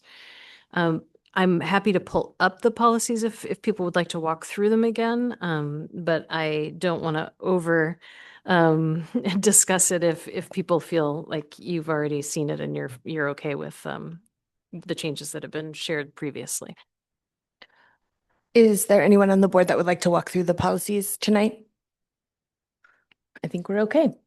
Okay, great. So then, Want to see if there's any questions before Yeah, we move sure. to the next one. Yeah. Are there any questions on those policies or the changes right now? Okay. Okay. Next. Great. So I'm going to go on to policy GBEB. And again, this is new for us. It's a policy that we should have had previously. I'm not totally sure why we didn't. But the fact that it was missing came to light when we were working on ACAA. And there was actually reference in ACAA to this policy, but it was sort of a link to nowhere. There was no GBEB. But it's incredibly important because it lays out what staff conduct with students should look like, and what the expectations are. And so the committee has taken this up and done a lot of work on it.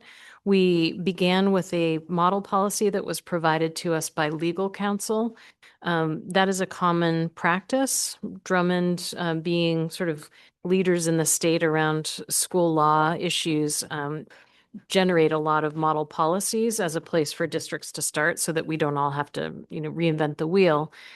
And it's also important to remember that that is just a model policy, and it's really important for each district and for us in Portland to adapt that model policy to meet the needs of our own community and our own schools. And the policy committee really leaned into that process, I think, and was very thoughtful based on input from leaders, staff, and others. What was really important to make this a Portland-specific policy. And a couple of the things I would highlight that came out in that conversation were, in the model policy, there were some fairly strict boundaries in terms of, for example, never allowing a student to call an adult by their first name. And that is a debate, sort of a conversation that people got into because actually sometimes people in Portland do allow students to use a first name.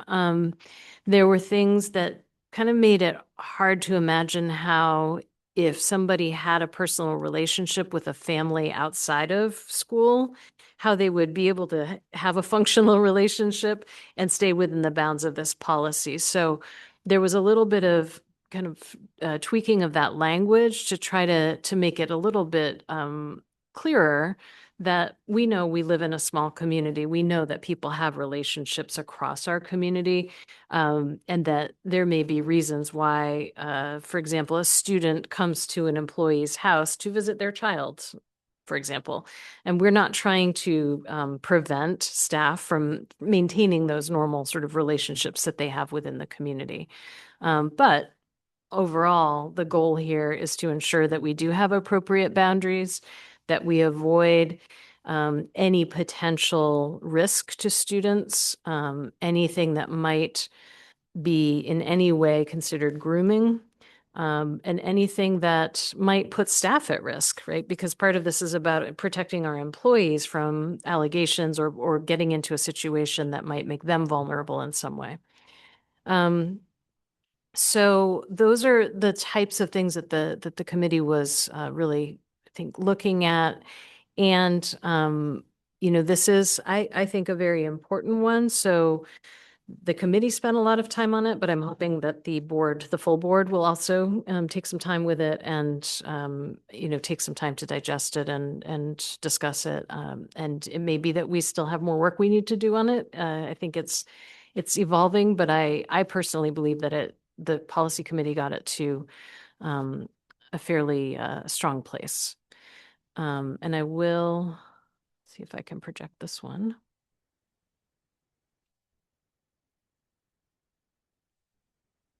So again, oops, you're not going to see a red line of this one because there are no red lines. This is just the draft that the policy committee is bringing to you. So after sort of an initial preamble, statement of intent of the policy in terms of putting some appropriate boundaries around and expectations around the relationships between staff members and students. And then we go into a list of prohibited conduct. And so these are fairly, I think, clear and direct statements of the types of things that are not okay. Sorry, I'm seeing a typo or a editing error there that needs to be cleaned up. But so singling out students was one of the key things that needed, I think, to be called out. And again, that kind of falls into that realm of, things that might potentially be considered grooming, and needing to make sure that those types of things are clearly not seen as acceptable. There was a whole conversation around physical spaces that I'll kind of get to down below as well. But you see here just that the personal relationships and boundaries are being talked about. So not sharing too much information with students, not getting to a level where as employees we are confiding in students as though they were our friends. They are not exactly our friends, they are our students. So steering away from different types of language like sexual banter, allusions, jokes. Keeping secrets is another thing that's a concern in that realm of grooming. Discussing personal, sexual, or family issues, employment concerns. So again, just getting overly personal with students. Signs of favoritism. So this nickname issue was another one that the committee grappled with quite a bit, and the language that they landed on was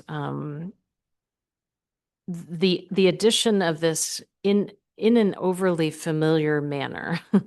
So nicknames are not uncommon. Again, that is sort of a part of the friendly nature of our school community. But if it's something that's singling out an individual, or I think the notion was that if it could be perceived by anyone as being overly familiar, like trying to somehow remove that boundary of employee-student sort of formality, that would be could be a risk. The social media and social networking is, I think, a clear one, that is not something that staff should be engaging in, with an acknowledgement that there may be some situations where there's that relationship outside of school with a family, and then that needs to be done with the full knowledge of the parents or guardians. We talk quite a bit about communication and communicating on school devices, not school devices. And where we landed was that if it's part of the problem is that sometimes staff do need to use a personal device to communicate, but they always have the option to use a school-sponsored platform. So making sure that if they're communicating with students, that it is in one of our professional, official channels. And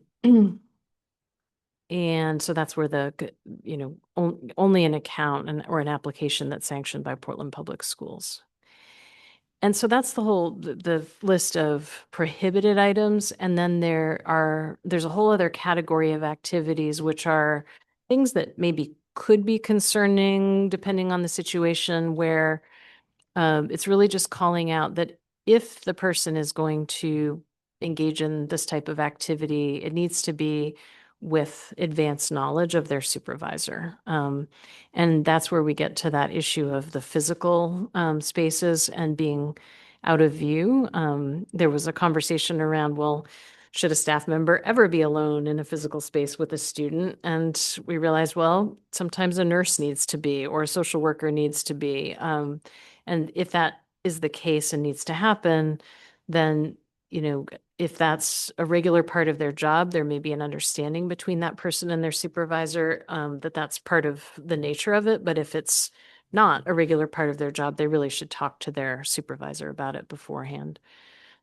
Driving students home or to other locations can be problematic. Again, should only be done with the awareness of their supervisor. And we have policy that specifically governs that and relates to that. And it's actually a policy that we'll bring back up later in the year to review. Visits to the home, visiting at another location, exchanging gifts. So like things that under most circumstances probably aren't okay, but under some circumstances maybe, but let's have that conversation with the supervisor in advance. And then there's a section on reporting and encouraging people to report if they think that there's something that's not okay. And if there is notification, then we will, as a district, investigate that. And then there's a section on disciplinary action and referrals to outside agencies. That is language that is based on the law and something that we have to include. And then just a commitment to disseminating the information broadly, including volunteers, because any of this would apply to volunteers in our schools as well. So that is a very quick run through. And I don't know if maybe Chair Lena or any of the other members of the committee might want to add to that discussion. Yes, thank you so much, Dr. Warren. I think Dr. Warren did a really great job going through all of this and explaining all of our reasoning. I just wanted to add that there was some staff feedback that was collected as well. It wasn't just from the committee. I believe district or building leaders were consulted, and building and district leaders weighed in. And there were some individual conversations with others here and there. Yeah, that's what I wanted to add. Thank you. Board Member Upperman, go ahead. Thank you. I have a couple thoughts. One, in being in a space alone, thinking of after school situations where a student might be making up work or the like. I mean, that would be something that had to be pretty clear is within the grounds of that particular situation. That's an up and down type piece and a concern on that. The other one, it was interesting, was the communication on electronic devices. And I mean, and the result of doing the cell phone thing, the way that coaches communicate and all, just wondering as this applies to them and bus drivers and all those kinds of individuals, it's a thought to think about. I don't know how if it's going to be disseminated that way, if this is clear enough, is the other policy matching? Mhm. So that's It's a, it. it's a great question. And there may be, I mean, I certainly think it would be great if people have, additional changes to the language that you think would make it clearer or tighter. From my point of view, that would be welcome. But um, in terms of coaches, because that did come up after the passing of the cell phone policy, that as far as I know, and I took a little bit of a step back from some of that implementation, so I may be behind on some of it, but I know that we figured out that we could give them access to Reach My Teach. And I think wherever we can do that and get people onto that particular platform, which is the primary one we're using right now for engaging with, families and students, that is preferred. Having them go off of our channels onto something else, I think, is very risky. And that's why we sort of went this direction in the sort of editing work. The first thing you said about the physical spaces, can you just clarify, were you? Well, I'm just thinking if someone's doing I can remember how many times I've had a student do a makeup lab. Right. Which that lasted 2 hours after school. Yeah. If the building's emptying out, they're still working on it, or if they've got a special project in the art room, those kinds of things. So right now, that's under this second category of things that an activity that they would review with their building administrator or supervisor in advance. And I'm just wondering, are you saying that you feel like that would be okay to sit there, or would you like more explanation behind that? I would just make sure and I'm not sure exactly make sure there's a clear understanding of the teachers and the student that this is okay, what's going on, so you're not getting, oh, I had to stay after school, blah, blah, blah, blah, blah, that kind of thing. I don't know that would ever happen. I've never known it to happen per se. But I mean, traveling in cars, we seem to have taken care of that. I don't know a case of special situations where you're traveling for an event and there's one student being transported, so therefore it's one parent, one person, just two people. These are things that I just wonder about. I'm not saying it has to be rewritten. I'm just want to make sure if that thought had been in your mind as you looked at these pieces. Board Member Lena, and then we'll come back down. Yeah, just to answer your questions, Board Member Opperman, I think with the example of students staying late for lab, the idea would be that the principal would be notified that so-and-so student will be staying after school, so that there's an awareness and nothing's being done in secret of having a relationship where a student's coming by after school and no one knows about it. So at least that there's an awareness. So that was the idea of notifying supervisor. Logistically, that could be a real pain. I mean, for the principal too. So yes, Sure. I agree what you're saying. If there's a policy and that maybe another teacher knows that this person is staying after. I think maybe, it could be more general in the sense of Dr. Opperman often will have students, is that okay with you, principal? And then you would send a note saying, Maya Lena's staying out late after school today. So you have at least some kind of documentation. Documentation. And then the other thing was about, the cell phone or device communication. We specifically chose not to put Reach My Teach in here as, using the application Reach My Teach in the event that in however many years we choose a different platform. So that's why we did that. Board Member Ali. Yeah, coming to think of it, like a lot of students, I mean, some students need other support in parts of their life, and relationships with teachers really help impact, whatever they need, or something could be happening at home.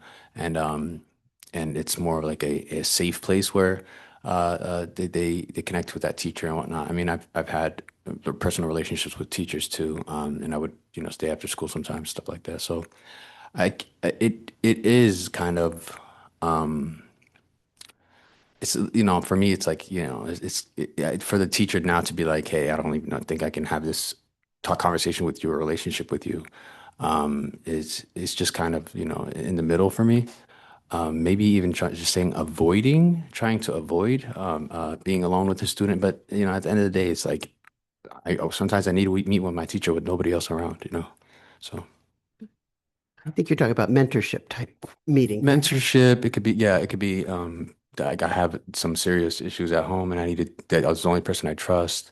It could be, just cultural reasons. It could be just like support, mental support, anything, you know what I'm saying? So, and to kind of like pull that, no, I'm not saying pull that away, but having to inform the principal every single time something like that is occurring and things like that. It's just like, okay, it just becomes extra, you know what I'm saying? And it can be ungenuine at that point. It may be difficult. So Thank you. Board Member Bryden?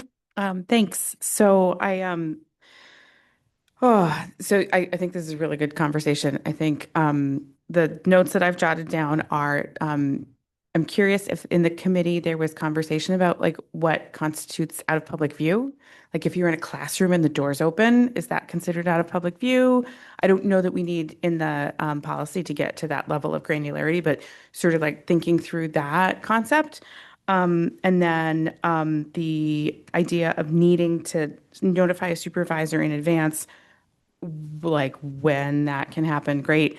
I'm curious about whether the committee talked about situations where that's not possible, like the concept of like letting the supervisor know as soon as possible, like as soon as like feasible after that, if you have a student who like runs up to you, like something's really, really wrong and I'm in tears and I don't want to have anybody see me crying, but I need to talk to you, like rather than having to say, well, hold on, I need to go to my principal and get permission to talk to you, like that doesn't feel right.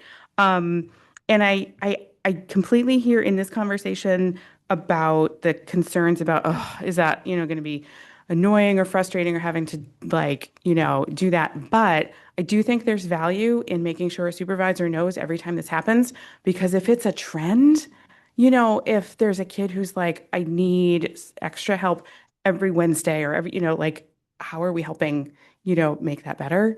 And I think that data might be really important. Thank you. Thank you.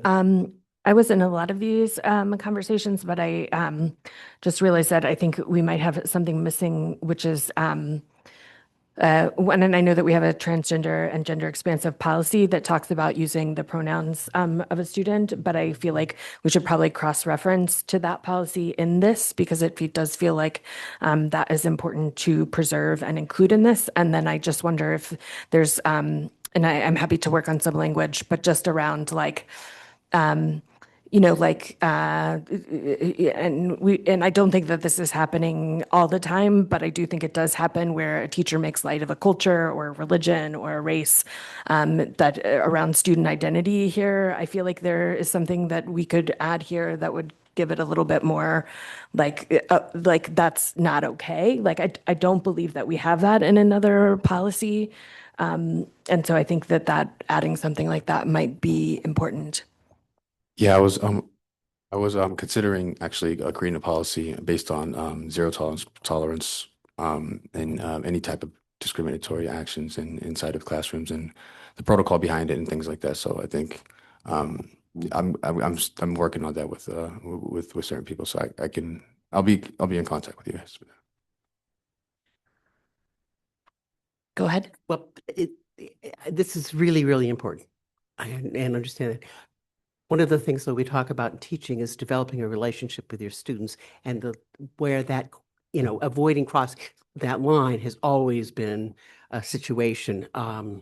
So I just, how do you foster relationships and yet keep them? I mean, it takes practice and et cetera, and understanding that, but it is it's a fine, this is a fine line because you Yeah, do it's a want them to relationship. feel It's that hard. they Yeah. belong. And if you don't ignore them, or you have to say, blah, blah, blah, maybe, that those are things that say, well, maybe I don't belong here, kind of thing. So I just am sensitive to all that piece. I did scroll back up to the top of the policy where we were sure to like call out that the goal of this policy is not to stop that, because we know that relationships and having strong relationships are the foundation to teaching and learning. So it's just, yes, it can be a tricky situation, and somehow we have to find that line and know that all students and staff feel safe. Do we just talk in workshops, or do it like I have to raise my hand? That's my first. I mean, we go back and forth on it. It's helpful to raise your hand so I can call on you, so that then Greg can move the camera. So, Board Member Sawtelle. You had mentioned there is a specific driving policy, and I actually tried to find that this afternoon, and I couldn't search for it. I think that needs to be really clear, because that happened so many times in my job that a student had an audition that only I could take them to. I mean, the state rules are that your music teacher has to come with you. And also working at Portland High, where the athletic facilities are not on campus. So it always made me really nervous, and it seemed really nebulous. So I hope when that policy gets revised and this one gets approved, that's something that could be spelled out so that teachers could feel more comfortable. Yeah, just it's EEBB is the current policy on use of private vehicles for school business, which includes some language around that. I had a question. Sorry, I was looking up EEBB. Go ahead, Board Member Lena. I just had a follow-up to your question. That was about student identity and culture, and I was wondering if the language in ACAA under discrimination would cover that, because it says treating individuals differently, interfering with or preventing them from enjoying the advantages and privileges afforded to others because of their membership, blah, blah, blah, in a protected category. I'm just wondering if that does cover it. It's section 2, letter A. I would like longer to think about that. Okay. I'm glad you flagged it, because I did a cursory glance back through that policy. But I think I can look at it again. Board Member Yusra Ali. Just to hear me. No, I cannot. Thank you. Just to go back to the concerns about how to build, relationship while also teaching. I felt like when we were discussing this, we had a lot of conversation about how small a community is and how these little relationships are important. But when I think about this, I don't think about, just having a student come up to you in a moment of panic.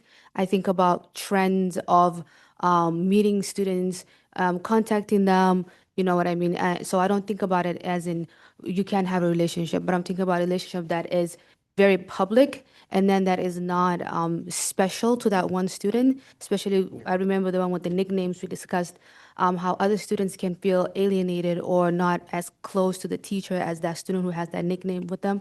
So I do feel that this it's enough in that I feel like we cover a lot of things, but also leave enough room to, I don't know, interpret differently. But I think about having these long relationships, I don't want to say secret, but just, it can turn inappropriate really quickly, but also just making sure that we protect teachers and students together.